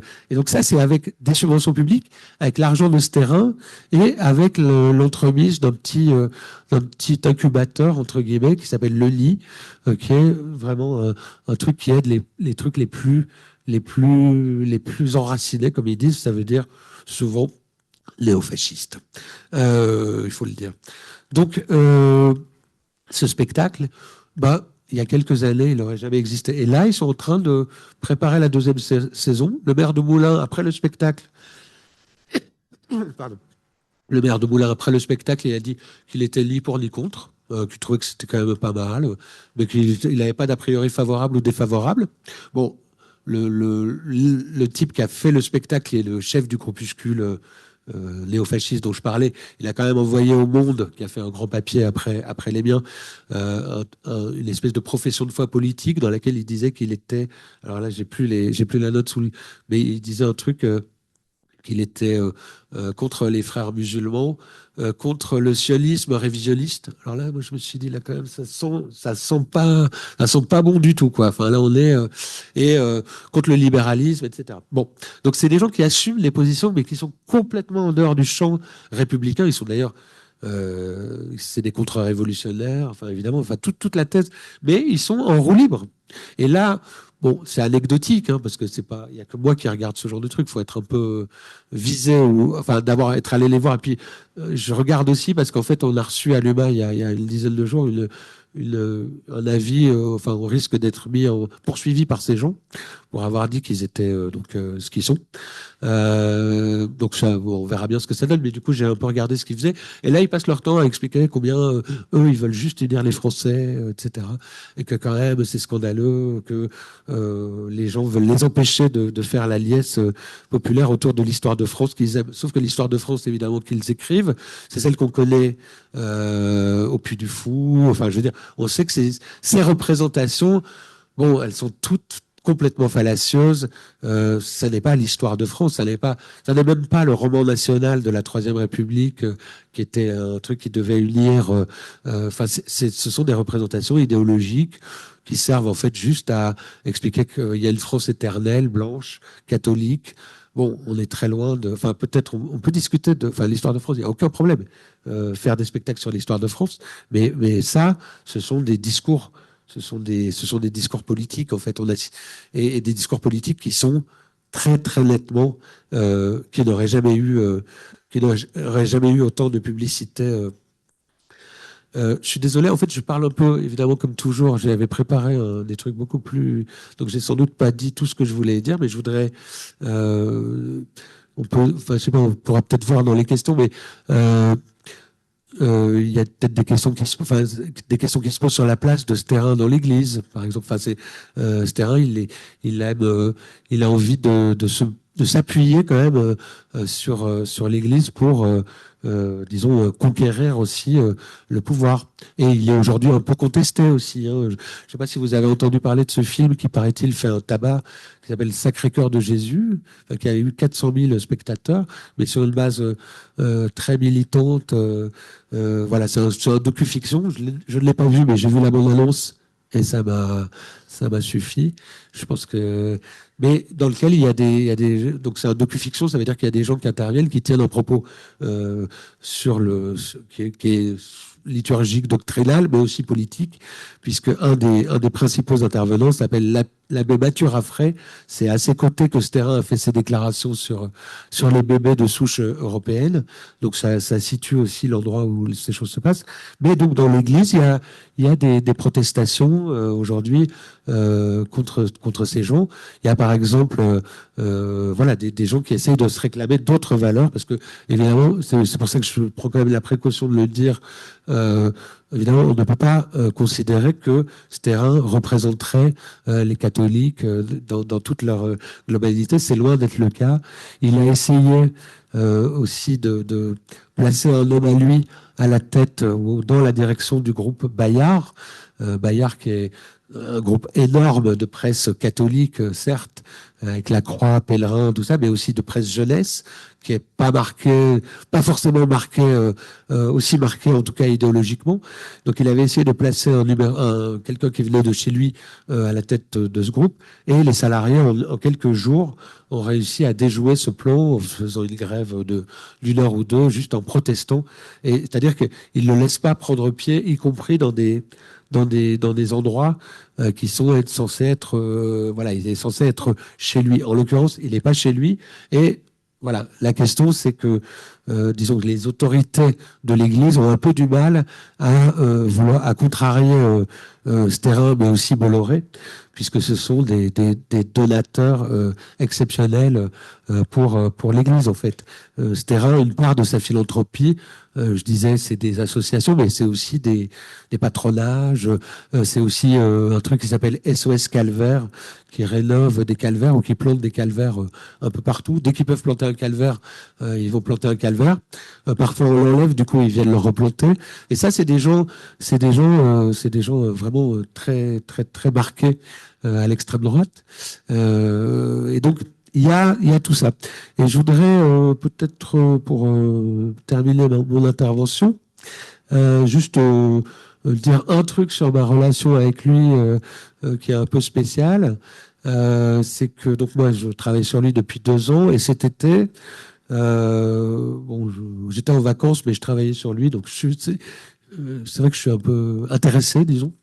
Euh, et donc cet été j'ai découvert qu'il avait parmi ses nombreuses entreprises en Belgique une nouvelle holding. Et le holding, vous voyez ce que c'est? Le holding, c'est ce qui contrôle toutes les entreprises, quoi. Alors, on peut avoir plusieurs holdings. On peut avoir une holding qui contrôle des holdings, etc. Enfin, ça, c'est de la structuration. Alors, j'imagine qu'on ne va pas être très nombreux ici à avoir des holdings. Mais bon, peut-être. Donc, lui, il avait créé une nouvelle holding pour chapeauter tout son groupe et que cette holding s'appelait Le Maillot Holding. Donc, ça, c'est mon nom. En fait, il a mis mon nom, mon patronyme, sur sa holding. Et donc moi, j'étais chez moi, c'était début août, hein, c'est pas la période la plus active, quoi. Et donc j'ai découvert ça, puis bon, je me suis dit, tiens, c'est bizarre. Enfin, ça m'a un peu fait un petit coup, hein, j'avoue, parce que c'est bizarre. Est-ce que c'est moi? Enfin, est-ce que c'est moi ou pas? Enfin, c'était pas tout à fait sûr jusqu'au jour où 2 semaines plus tard, 2, 3 semaines plus tard, il m'a envoyé un email sur mon adresse professionnelle à l'UMA, un email dont l'objet était scoop, en me disant bonjour monsieur, j'espère que. Enfin, j'ai observé que vous étiez très très intéressé par toutes mes activités, donc j'espère que vous apprécierez le nouveau nom le nom que j'ai donné à ma nouvelle holding. Ouvrez la pièce jointe et vous découvrirez ce que c'est. Bon, il se trouve que je savais déjà, donc, mais voilà, ça venait revendiquer, confirmer ce que je savais. Et donc, je lui ai répondu sur le champ parce que je n'avais pas très envie qu'il jubile toute la soirée. Il était 21h30. Je me disais, pas passer la soirée à rigoler de son coup. Donc, je lui ai dit que j'étais déjà au courant, que je lui reparlerais en septembre. Et bon, après, je suis retourné à l'UMA. On a décidé de rendre public ce qu'on a considéré comme une forme d'intimidation un peu hybride. Enfin, c'est vrai que d'habitude, enfin, je parlais de la guérilla juridique. Bon, là, au moins, il nous a pas assignés au tribunal. D'ailleurs, il a jamais attaqué l'humain. Je dis pas ça pour dire que c'est chevaleresque de sa part. Je dis ça simplement parce qu'il n'a pas pu le faire. Parce qu'en fait, comme ces gens disons même qu'il veut faire du harcèlement juridique, il se serait pas privé de le faire s'ils avaient considéré qu'il fallait le faire, il se serait pas privé de le faire. Donc il l'a pas fait. Donc là, il fait cette espèce de truc qui est un peu bizarre. Et moi, du coup, je lui réponds et je lui dis, mais est-ce que c'est une manière de discuter, de vouloir m'inviter à un rendez-vous avec vous, enfin pour discuter, parce que moi, je suis journaliste, hein, ça peut m'intéresser. J'aurais été ravi de le voir. Et bon, finalement, 10 jours plus tard, il m'a répondu en me disant que non, j'étais de trop mauvaise foi, enfin j'étais trop malhonnête, et de trop mauvaise foi. Parce que pour lui c'était une blague, tout ça. Et il me reproche une série de choses sur le fait que je dis pas assez que il est prêt à tout sacrifier pour ses causes, qu'il est parti de rien, que c'est un self-made man comme on dit, c'est-à-dire donc et il me dit ça devrait correspondre à mes valeurs, donc mes valeurs à moi. Bon alors il se méprend un petit peu sur mes valeurs, mais bon c'était pourquoi pas. Et à la fin, il dit quand même que donc il n'a pas de temps à perdre avec un ennemi. Et c'est là que moi c'est là que il faut mesurer ce que sont ces gens. Moi, ces gens sont poursuivis quand même par un imaginaire de violence aussi. Enfin, ils sont prêts à de la violence. Enfin, moi, pas contre moi, enfin, ni lui forcément directement. Enfin, je ne veux pas du tout exagérer, mais il y a dans tout cet univers quand même des gens qui se préparent à la violence. Enfin, moi, je trouve que je travaille sur d'autres choses. Enfin, on voit parfois des gens dans ces mouvances, hein, dans les mouvances, par exemple, de l'école catholique hors contrat. Ben, il y en a qui achètent des armes, enfin, parce qu'en fait, ils pensent qu'un jour ou l'autre, il y aura un conflit avec les musulmans. Enfin, je veux dire, voilà, c'est ça leur imaginaire. Donc, il faut quand même, il faut voir ça. Et puis, il y a eu un fait au mois de septembre, à peu près au moment où j'avais ces échanges avec lui, il y a eu aux États-Unis l'assassinat de Charlie Kirk, qui, dans l'esprit de ces gens, ils se voient, du coup, comme de potentiels martyrs. Par exemple, Pierre-Édouard Sterrin a été, c'est la dernière chose, Pierre-Édouard Sterrin a été, on a révélé, enfin, deux journaux, La Topette, qui est un petit journal d'Angers, et Disclose, qui est un collectif de journalistes d'investigation, ont fait une petite révélation sur le financement de l'Université catholique d'Angers, sur le fait qu'il y avait ce terrain dedans, parce que, au fond, assez attendu, mais, et ça a provoqué le fait que l'Université catholique d'Angers a dit qu'elle ne pouvait plus, elle ne voulait plus de l'argent de ce terrain. C'est un peu ce que je vous disais sur Bayard, c'est qu'y compris dans des institutions catholiques, aujourd'hui, il y a des gens qui sont très embêtés quand ce terrain apparaît. Et donc, ce terrain a fait savoir, a fait dire à quelqu'un que cette révélation, c'était pour lui comme si on lui avait tiré une balle dans la tête en plein milieu de la rue. Ce que je veux dire, c'est qu'on ose dire ça, enfin mettre ce type de choses sur la table, dans des débats, au fond, enfin, dans des choses qui sont au fond du travail d'information. Enfin, et puis, lui, son travail, c'est voilà, son travail, c'est de faire de la politique s'il veut. On verra dans les limites, voilà. Mais, voilà, il y a un imaginaire où les gens sont vus comme des ennemis. Il y a un imaginaire de violence politique. Donc, et il y a ce que je disais sur les gens de Moulins, le fait qu'ils sont des admirateurs de Brasillac, tout ça. Il y a un moment où tout ça, bah oui, ça peut finir quand même mal. Enfin, je veux dire, aujourd'hui, on a, avec ces glissements qu'on voit dans le débat public, bah aujourd'hui, enfin, moi, j'ai vu récemment un débat sur Radio Courtoisie. Hein, c'est un peu, là aussi, c'est un petit peu vicieux d'aller. Enfin, il faut être un peu, enfin, faut être obligé comme moi de le faire. Mais donc, j'ai vu un débat sur Radio Courtoisie, qui est donc une officine d'extrême droite vraiment très, très, très, très dure. Un débat entre un néofasciste et des nationalistes qui sont, je sais pas, aujourd'hui, je crois qu'il y avait un défilé dans Toulouse avec des drapeaux français, des patriotes, tout ça. Je me demande si c'est pas les mêmes. Des patriotes pour la diversité, donc des nationalistes, voilà. Donc un débat entre des nationalistes qui sont d'origine étrangère et qui peuvent être éventuellement musulmans, qui s'appellent les patriotes de la diversité, qui ont des liens. Enfin, j'ai pas pu établir qu'il y a de l'argent de ce terrain derrière eux, mais ils ont participé à plusieurs trucs de ce terrain, donc à mon avis, ils ont été aidés. Et donc ça, c'est des gens qui sont des descendants des héritiers de l'immigration qui sont maintenant des partisans de l'extrême droite. Bon, ça peut arriver. Hein, et donc il y avait ce néofasciste qui leur expliquait qu'ils ne pouvaient pas être, c'était pas possible qu'ils soient patriotes puisqu'ils n'étaient pas blancs, catholiques, etc.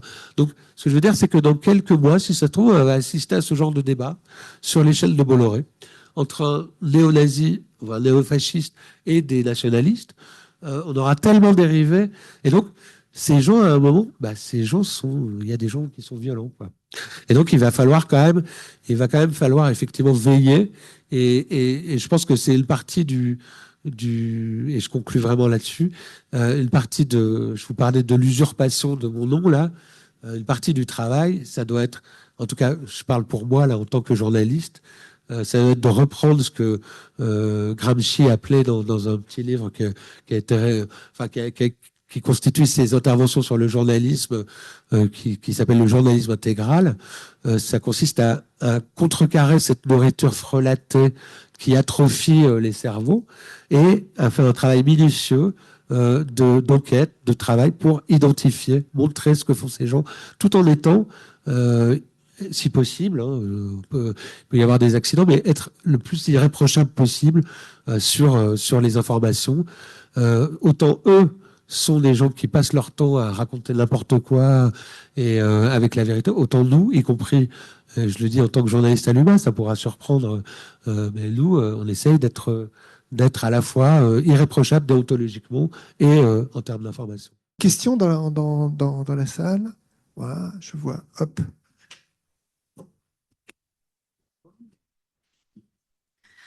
Bonsoir. Dans leur méthode de conquête, vous avez parlé de la mise en place de formation des édiles. Vous avez aussi parlé du fait qu'il a constitué des réserves qui leur serviraient plus tard. Vous n'avez pas du tout mentionné les réseaux sociaux. Et du coup, je me demandais s'ils avaient la capacité d'influencer les jeunes qui sont très, très amateurs de réseaux sociaux ou pas. Voilà, je voulais vous demander ça. Allez-y, Ouais. Question après question. Très bien, très bien. Oui, alors ça fait partie des omissions dans mon intervention, là, je crois. Parce qu'effectivement, la question à la fois des médias et des réseaux sociaux.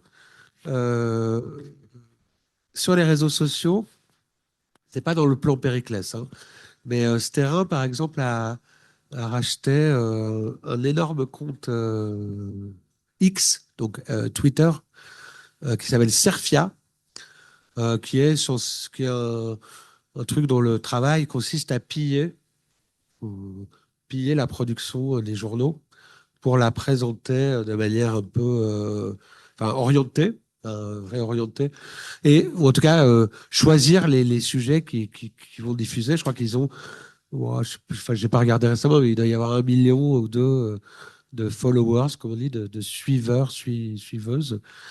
Et donc ça, c'est un instrument, oui, un instrument important de fabrication de l'opinion.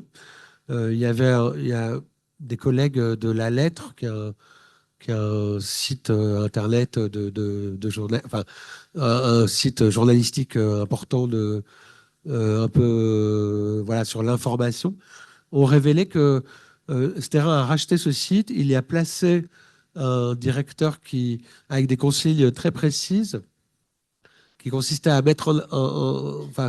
à mettre en avant les audiences de Cyril Hanouna.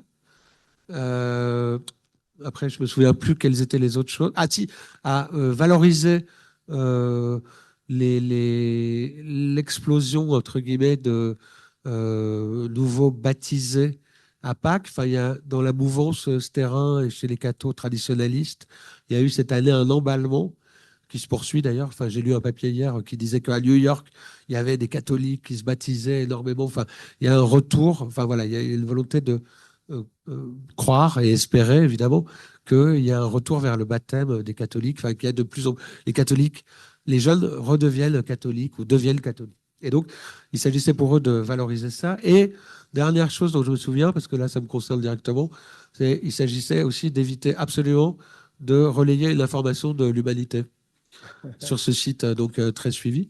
Par ailleurs, Sterrin, il a eu une politique là aussi d'influence sur Instagram, par exemple, ou sur TikTok, où il a financé des influenceurs, ce qu'on appelle les influenceurs, donc ces jeunes gens souvent qui se mettent en avant et qui racontent des choses. Et là, lui en particulier, il a financé des jeunes prêtres ou religieux au sein d'un réseau, disons, enfin peu importe, mais et notamment un monsieur qui s'appelle frère Paul Adrien, qui est un religieux dominicain, je crois, qui est très populaire, enfin qui a beaucoup d'audience. Et je sais pas, moi, j'ai eu le malheur un jour d'écrire qu'il avait reçu des aides de ce terrain, et ça lui a pas du tout plu. Donc j'ai eu droit à une vidéo où il a expliqué qu'il y avait un complot contre lui. Donc ça, bon, ces gens, ils ont vite aussi le mot complot à la bouche. Et donc, en fait, il avait reçu de l'argent de Stalin, mais c'était juste pour qu'on lui paye des sushis pour une réunion. Donc, il avait raconté ça.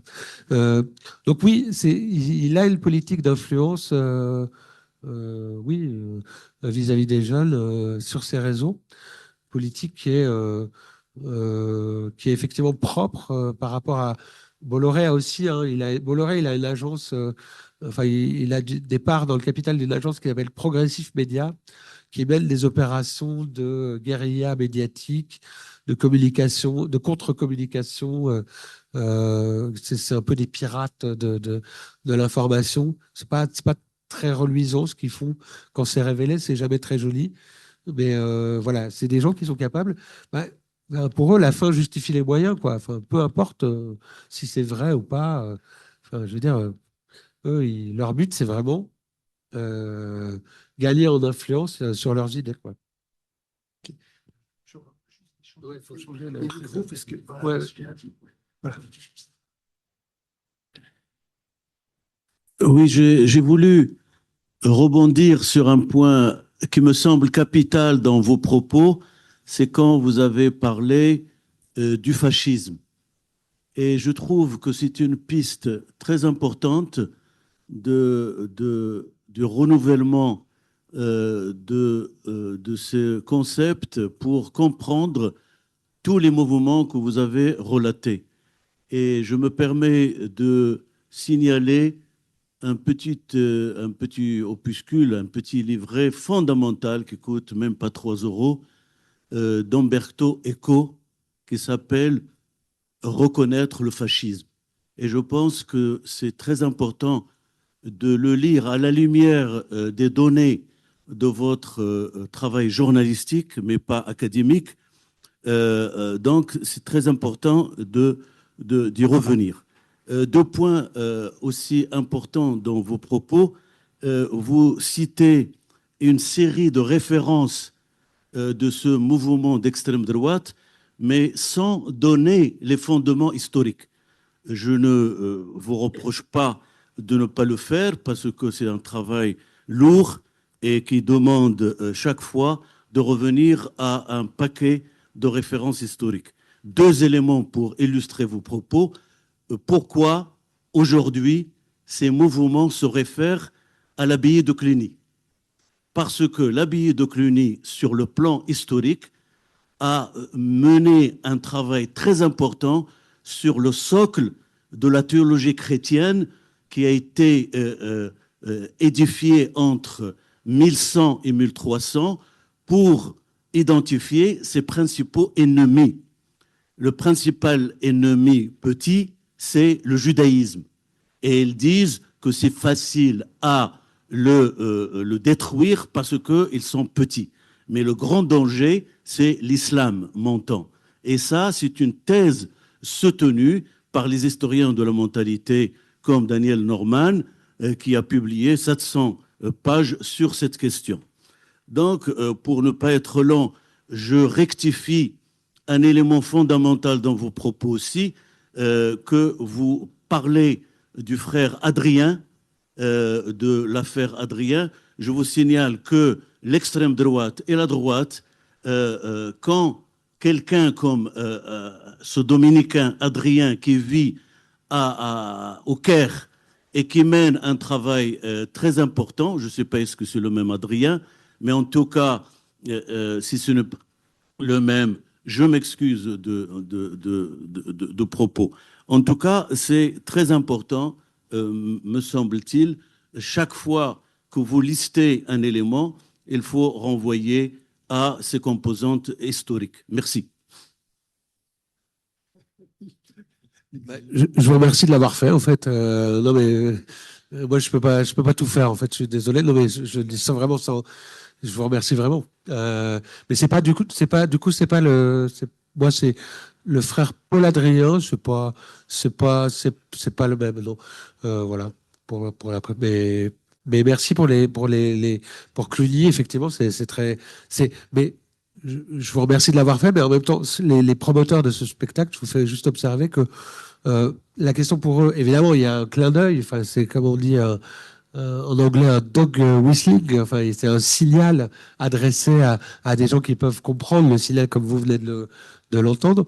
Mais en même temps, dans le spectacle, au fond, je n'ai pas décrit le spectacle, mais le spectacle, en fait, c'est toujours la même scène, hein, que ce soit Clovis, les moines, Vercingétorix ou Napoléon. C'est 5 chevaux qui courent autour d'une grande esplanade qui est celle d'un musée public. Hein. C'est pour ça que je ne l'ai pas dit tout à l'heure, mais les Croix gammées, c'était sur un bâtiment public, un musée national, Centre national du costume, de la scène et du costume à Moulins. Donc c'est un enjeu. Et par ailleurs, c'était sur la rive qui était en zone libre de Moulins, puisqu'il y avait la ligne de démarcation. Bon. Façon. Mais du coup, effectivement, ces choses, ce spectacle, c'est des chevaux qui courent et des figurants qui, grosso modo, quand il y a un baptême ou une conversion, se prosternent et remercient Dieu. Mais le propos n'est pas aussi développé que, évidemment, mais par contre, je pense que c'est tout à fait pertinent, effectivement, de le voir. Mais ça, j'ai envie de renvoyer aussi, si ça intéresse, hein, n'hésitez pas. Il y a des archéologues et des historiens qui ont travaillé sur ce spectacle pour précisément montrer tous les biais idéologiques, toutes les limites et tous les travestissements. Et donc, il y a la profondeur. Mais c'est vrai que moi, mon travail a été simplement, et bon, mon travail, c'est aussi de témoigner du fait que ça existe aujourd'hui en France. Mais je pense que ça mérite, effectivement. Merci beaucoup.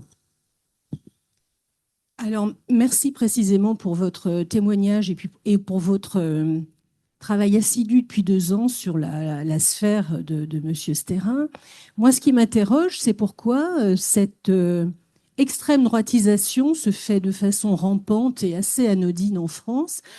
Je ne voudrais pas être désagréable, l'Humanité, il y a combien de lecteurs aujourd'hui? C'est-à-dire vos propos et votre contre-discours, combien de personnes touchent-ils? On voit les moyens qui sont déployés par Bolloré au travers des médias. On voit l'absence de réponse sur les réseaux de qui que ce soit, j'allais dire, sur I. Alors c'est vrai qu'on a parfois du mal à écrire sur X, hein, d'accord, mais qui se met comme, j'allais dire, comme objectif, si ce n'est comme mission, d'allumer des contre-feux par rapport à ça.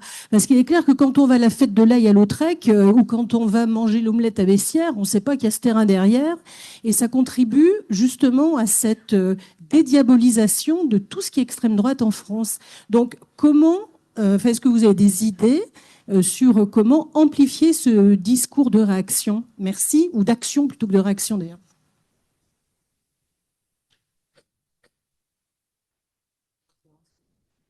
Alors oui, non, c'est pas évident, hein, effectivement. Après, c'est pas pour.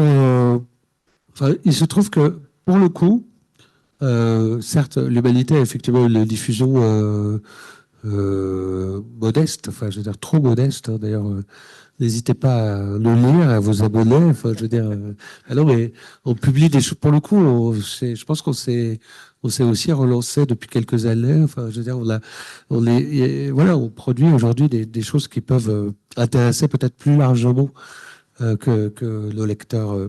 Mais d'ailleurs, enfin voilà, bon, passons. Cette page de publicité est terminée. Mais ce que je veux dire, c'est que d'abord, toutes les informations qu'on a sorties sur ce terrain, elles ont toutes été reprises assez largement quand même. Donc maintenant, c'est toute la presse quand même, grosso modo, sauf la presse vendue à ces gens enfin, on a maintenant des papiers. Enfin, moi, j'ai des papiers dans toute la presse d'extrême droite qui disent tout se passait bien jusqu'à ce que l'Humanité s'en mêle, etc. Enfin, il y avait dans Boulevard Voltaire sur les plus belles fêtes de France, par exemple, c'était ça. Voilà. Enfin, il y a toujours des références. Donc, on est repris un peu partout. Puis par ailleurs, on a des nouveaux nous-mêmes. On parlait des influenceurs. Moi, c'est pas. Moi, je suis un journaliste de presse écrite. Hein, c'est pas mon. D'ailleurs, vous voyez comment je m'exprime. C'est pas toujours facile, mais on fait des vidéos maintenant. Enfin, moi, par exemple, la vidéo sur Moulins, là, je crois qu'elle a été vue. Enfin, elle a 2 millions de vues, quoi. Donc, en termes enfin, on est très largement sur certains trucs. Hein. Il y a des trucs, voilà, ça perce entre guillemets. Et donc, ces choses, elles sont passées. C'est d'ailleurs pour ça qu'ils sont extrêmement fâchés et agressifs. c'est on les a battus. Encore une fois, c'est vraiment pas pour nous vanter, mais on les a battus sur leur terrain, qui est celui des réseaux sociaux, de l'influence, tout ça. C'est possible. C'est possible. Alors ça, je lui parle du point de vue des journalistes. Après, j'imagine que votre question n'est pas tellement ce que peuvent faire les journalistes. Mais c'est ce que peuvent faire les citoyens. Enfin, et ça, moi, je pense que un des aspects, quand même, un des aspects, c'est de forcer. Parce que vous disiez, on peut aller à l'omelette géante de Bessières ou à la fête de l'ail rose, c'est ça, de Lautrec, dont on ne sait pas. D'ailleurs, je crois que eux, ils sont sur le site, mais ils n'ont rien demandé, donc ils ont juste été accolés sur le site, mais ils y sont pour rien. Donc ils ne sont pas liés à ce terrain. Mais on peut demander aux gens de se positionner. Enfin, je veux dire, moi, je trouve que quand même, à partir du moment où ce terrain apparaît, il faut un peu choisir son camp. Enfin, ça vaut pour ce terrain, mais ça vaut pour d'autres. Il faut effectivement choisir son camp. Et il y a un moment, si par exemple, je disais tout à l'heure, les gens de droite qui sont prêts à plutôt que voter pour la gauche, en cas de duel entre quelqu'un de gauche et le RN, qui voteront pour le RN. Il y a quelques années, c'était pas du tout admissible. Aujourd'hui, ça le devient, mais c'est quand même problématique.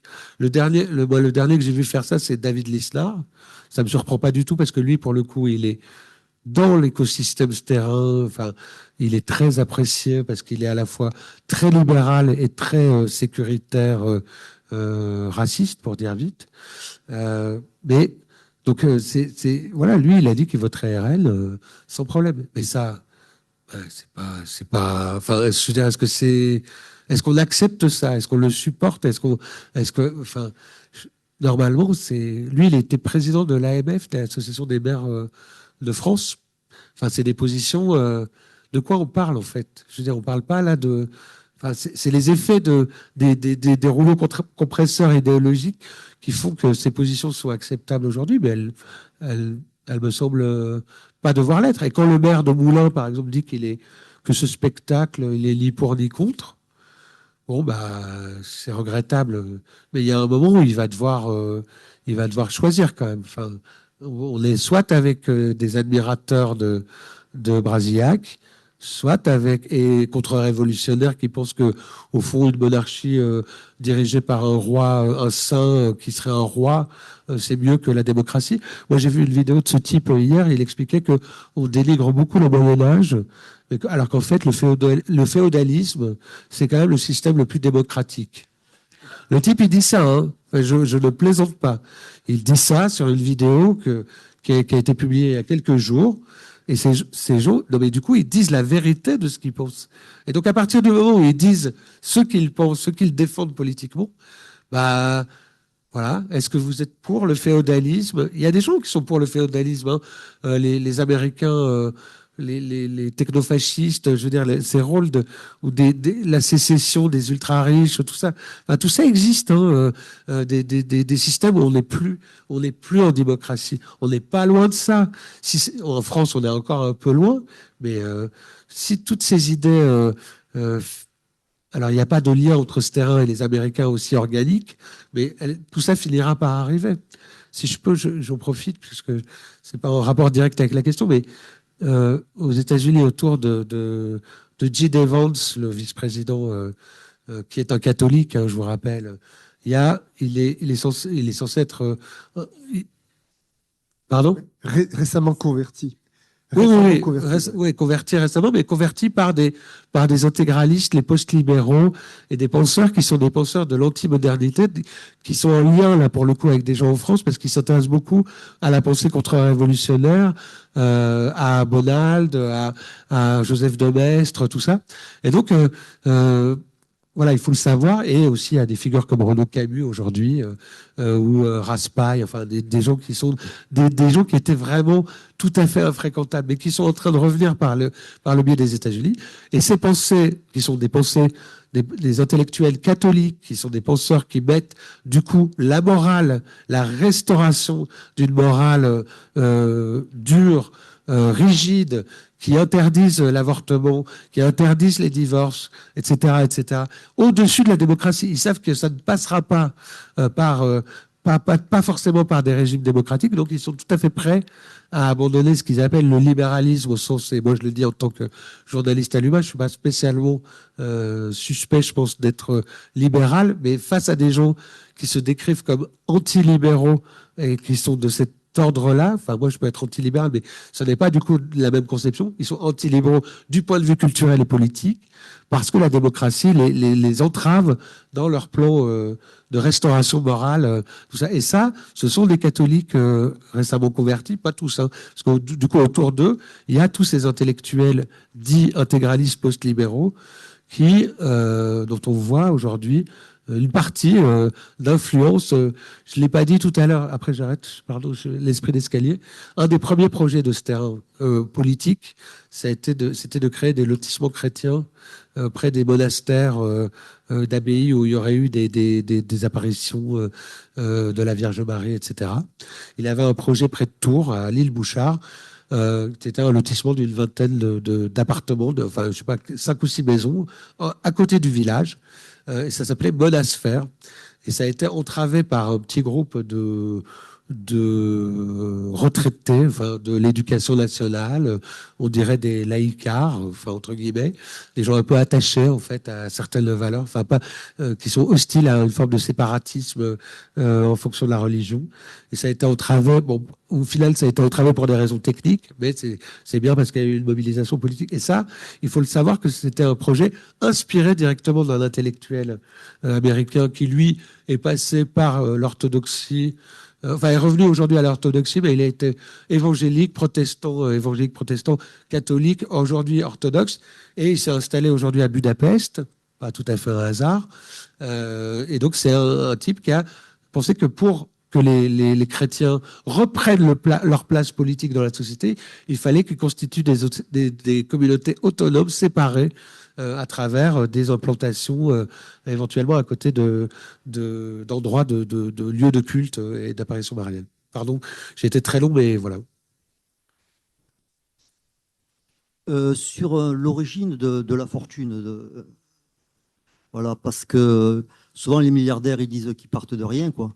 Mais on voit concrètement que des gens comme Bernard Arnault ou le patron de Free, l'État est intervenu, quoi. Et ils sont intervenus pour justement créer leur fortune.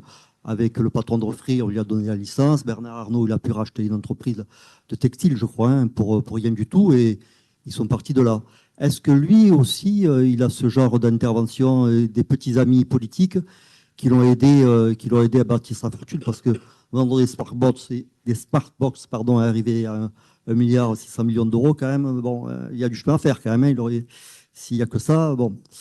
Et ensuite, au point de vue idéologique, quoi, est-ce qu'il a des idéologues autour de lui? Parce que tu as parlé de Peter Thiel aux États-Unis par rapport au MAGA, là, par rapport aux entreprises de Californie. Est-ce que lui aussi, il a ce genre de gourou autour de lui? Tu as parlé de l'économiste, là, mais est-ce qu'il y en a d'autres, quoi? Parce que c'est souvent eux qui agissent dans l'ombre. Merci. Alors sur le côté, enfin je disais tout à l'heure il me reprochait de ne pas mettre en avant le fait qu'il était un self-made man, c'est-à-dire qu'il était parti de rien. Effectivement, lui, il part d'une famille, je crois, petite bourgeoisie normande, près d'Évreux. Son père était expert comptable, il a racheté l'entreprise, enfin voilà. Mais c'est vrai qu'il part d'une famille de bourgeoise, finalement, enfin rien de, pas une fortune en tout cas. Il n'a pas la fortune. C'est pas un héritier. On peut pas lui reprocher ça.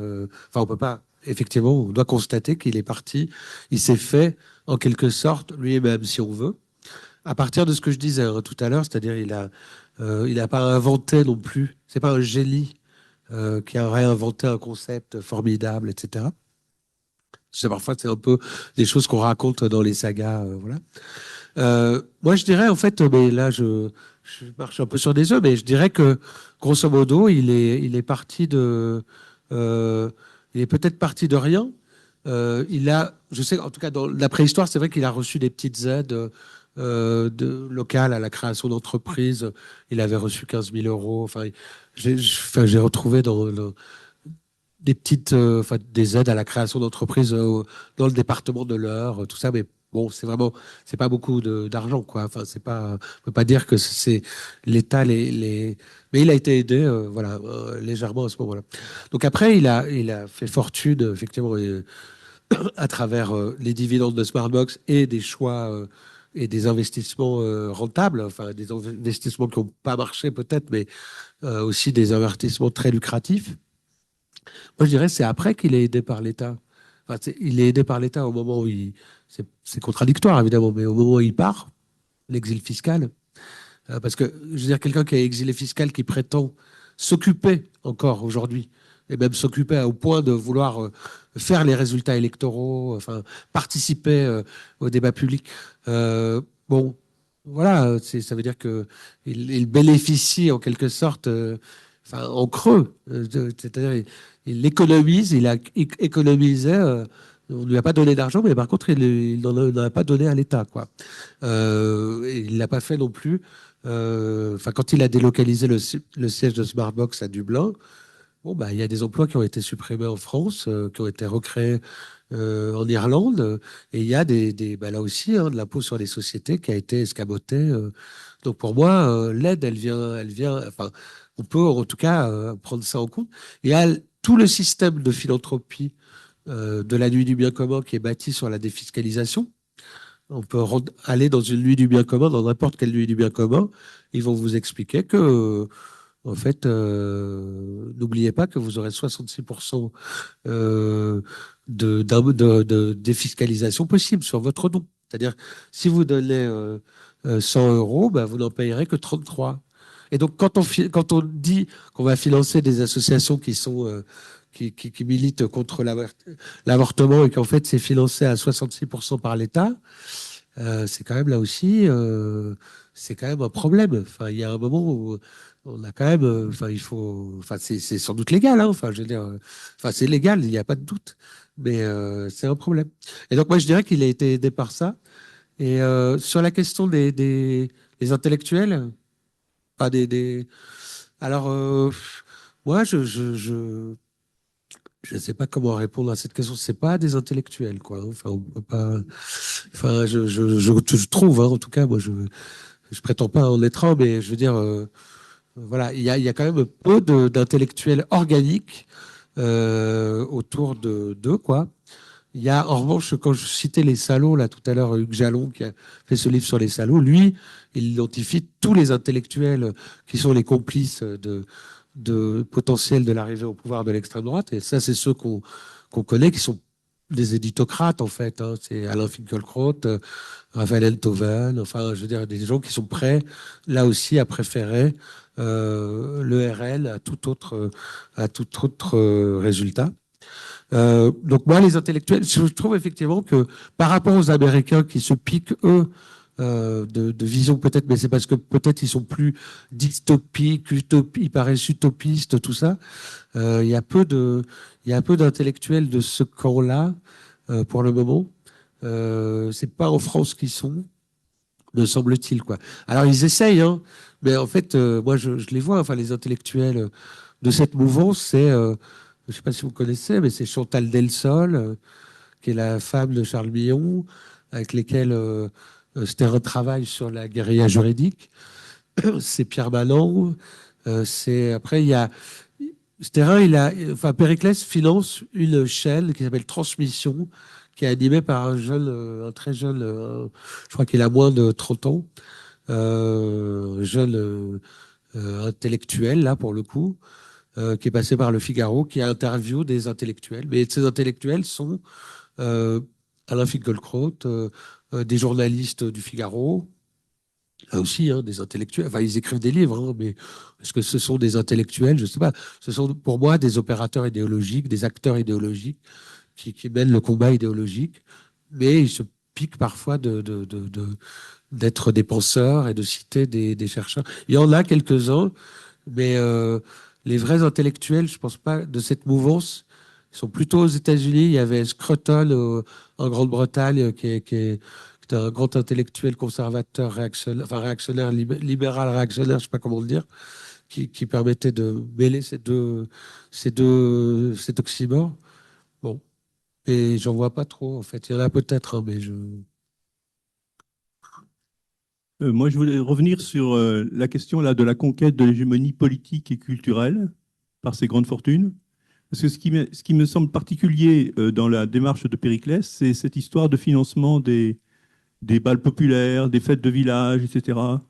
Donc, il me semble que là, c'est quelque chose un peu nouveau.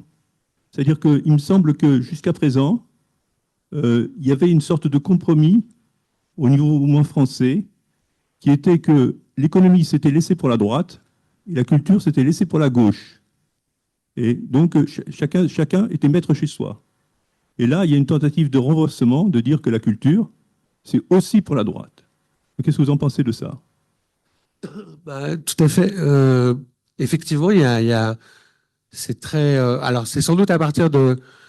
Enfin, le Puy du Fou dans cette affaire joue un rôle déterminant. Hein, et la figure de Philippe de Villiers, qui aujourd'hui n'est plus simplement Philippe de Villiers, le Puy du Fou et l'ancien dirigeant d'un parti conservateur souverainiste, allié de Pasqua, etc. Voilà, et un homme politique. Mais aussi, maintenant, c'est une figure de CNews. Par exemple, moi, c'est pas pour me vanter, mais mardi prochain, je vais aller passer la soirée à une soirée du JDD, où la vedette sera Philippe de Villiers, dans une salle où ils sont attendus 4000 personnes, etc. Donc c'est aussi, voilà, le Puy du Fou joue un rôle très important. Mais ça me permet, votre question me permet de dire un truc que j'ai oublié de dire tout à l'heure. C'est qu'effectivement, cette extrême droite, enfin ces milliardaires, ils ont, et notamment ce terrain, là, c'est un des, autant je pense qu'il ne faut pas être surimpressionné, enfin être trop impressionné par son talent financier. Autant là, il faut reconnaître qu'il a senti quelque chose. Un des aspects de sa réussite et un des aspects on se demande d'où vient son argent. Aujourd'hui, c'est des parcs de loisirs et enfin même des trucs de karting ou de bowling, enfin ou voilà des centres de loisirs dans les centres commerciaux. Ça s'appelle Adrena, c'est une de ses filiales. Avant, ça s'appelait Otium Leisure, donc Otium Loisirs. Et donc ça, c'est un des les grosses divisions, disons, de son portefeuille d'actifs. Mais surtout, il a autre chose, c'est qu'il a compris un truc et il est un acteur majeur de ce sous-secteur culturel. C'est le secteur de ce qu'on appelle la réalité augmentée, la réalité immersive, enfin les musées immersifs. Alors, c'est pas encore très développé, mais il est hégémonique dans ce secteur de la réalité de la production. Donc, c'est de la production culturelle. C'est à la fois, moi, je connais pas très bien, mais les gens mettent des casques pour voyager dans des univers parallèles ou des expositions qu'on appelle les expositions immersives. J'imagine qu'à Toulouse, je serais pas surpris qu'il y ait un musée. Voilà, voilà. Voilà, c'est ça. Van Gogh. Voilà, c'est ça, des expos Van Gogh où on voit des Van Gogh projetés, etc. Et on rentre dans les bancs. Donc ça, dans ce secteur-là, il est extrêmement fort. Et en fait, il a lancé différentes entreprises. Et il a une entreprise qui s'appelle Sandora, qui fait des expositions immersives, je crois, nomades, enfin comment ça s'appelle, itinérantes. Il y en a une sur Napoléon. Toujours Napoléon. Je ne l'ai pas vu. Je connais des gens qui l'ont vu, qui m'ont dit que c'était révisionniste. Bon, voilà, je suis pas très surpris, mais moi, ce que j'ai vu, c'est le musée, ce qu'on appelle le musée immersif Viking à Rouen, qui est en fait, il a une boîte qui s'appelle les Cités immersives, qui envisage d'ouvrir des musées comme ça dans toutes les villes. Vous finirez par en avoir un. Ici, alors je sais pas quel thème ils vont choisir. À vrai dire, je voudrais pas. Les Visigoths. Voilà, peut-être. Ouais, mais ça va. Ah oui, ça va pas du tout. Ils sont pas cathos. Enfin, je suis pas très bon, mais pardon, Clovis. Clovis est passé. Du coup, il a chassé les. Ouais, mais les Cathares, c'est pas bon. Cathare, c'est pas bon. Bon, enfin, c'est pas nous qui allons le trouver pour lui. Hein. Laissons-le faire, quoi. Non, et donc, je suis à Rouen, je vais voir ce musée viking, et en fait, bon, franchement, c'est pas terrible, hein. Il y a quelques objets vikings qui ont été achetés, apparemment en Angleterre, enfin, Donc, en termes historiographiques, muséal, c'est pas très. Et après, il y a des acteurs qui jouent sur des écrans des témoignages de la violence, de la conquête viking. Et puis, mais le clou du spectacle, c'est la salle principale, c'est au milieu du musée. C'est la conversion du chef viking Rollon à la chrétienté, qui donc est joué par Philippe Torreton, donc qui est projeté sur un très grand sous une pluie de. Bon, c'est de l'eau, mais peut-être c'est de l'eau bénite. Enfin, on peut se dire, Et donc, il est de manière très sentencieuse. Il dit ah, je suis enfin réconcilié avec mon essence. Je suis enfin, donc après m'être battu pour avoir fait couler le sang, tout ça, je suis enfin en paix avec moi-même grâce à cette conversion, évidemment. Voilà. Et donc ça, c'est vraiment la plus belle salle. Enfin, je veux dire, la salle, c'est pas très beau, mais la salle la plus spectaculaire, c'est celle-là. Il y a donc voilà. Ce que ça veut dire, c'est que je dis tout ça parce qu'en fait, Monsieur disait pourquoi cette extrême droite s'intéresse à ça, à la culture et sous ces formes-là. C'est parce que c'est ce qui touche le plus fortement les affects. Et les gens du secteur de la réalité immersive, moi j'en ai croisé quelques-uns qui ont failli être achetés par ce terrain, qui ont refusé parfois. Eux, ce qui les inquiète, c'est que dans ces spectacles, même les spectacles où on voit les tableaux, ben la puissance cognitive des dispositifs d'immersion, c'est-à-dire on devient les acteurs de quelque chose qui reste virtuel, pour eux, c'est extrêmement puissant d'un point de vue cognitif et donc potentiellement politique. Ça produit des souvenirs, des adhésions, de participation. Et donc je pense que c'est ça qui intéresse cette extrême droite dans ces spectacles.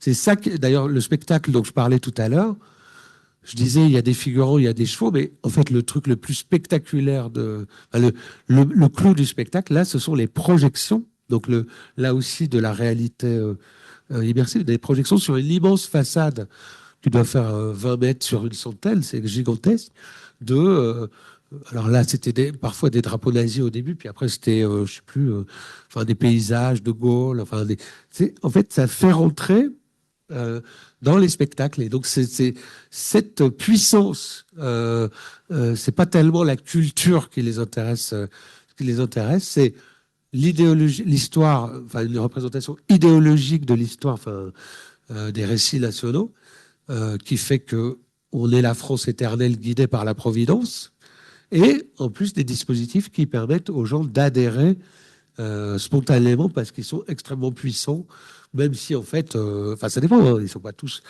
c'est vraiment pas terrible, c'est pas toujours terrible, mais je veux dire, il y a une puissance de cette culture. Et donc, pourquoi ils s'y intéressent? Je pense que c'est ça.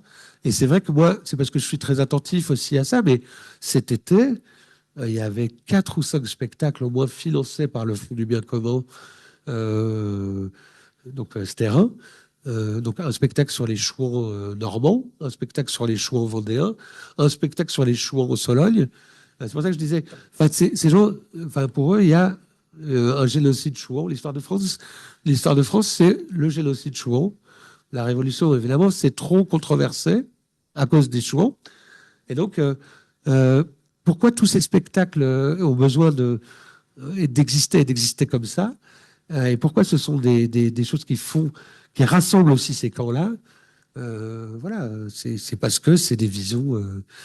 Et aussi, ça permet un certain business, parce que ça marche. Je pense que ce qui marche, quand le spectacle dont je parle à Moulins, il a été subventionné largement par les différentes collectivités locales dont j'ai parlé, plus l'argent de ce terrain. À partir de là, il y a 3 soirs avec 700 personnes. C'est pas ça qui fait. Ça suffit pas pour financer le spectacle, mais les subventions publiques, elles ont assuré le spectacle. Et donc, c'est gagnant.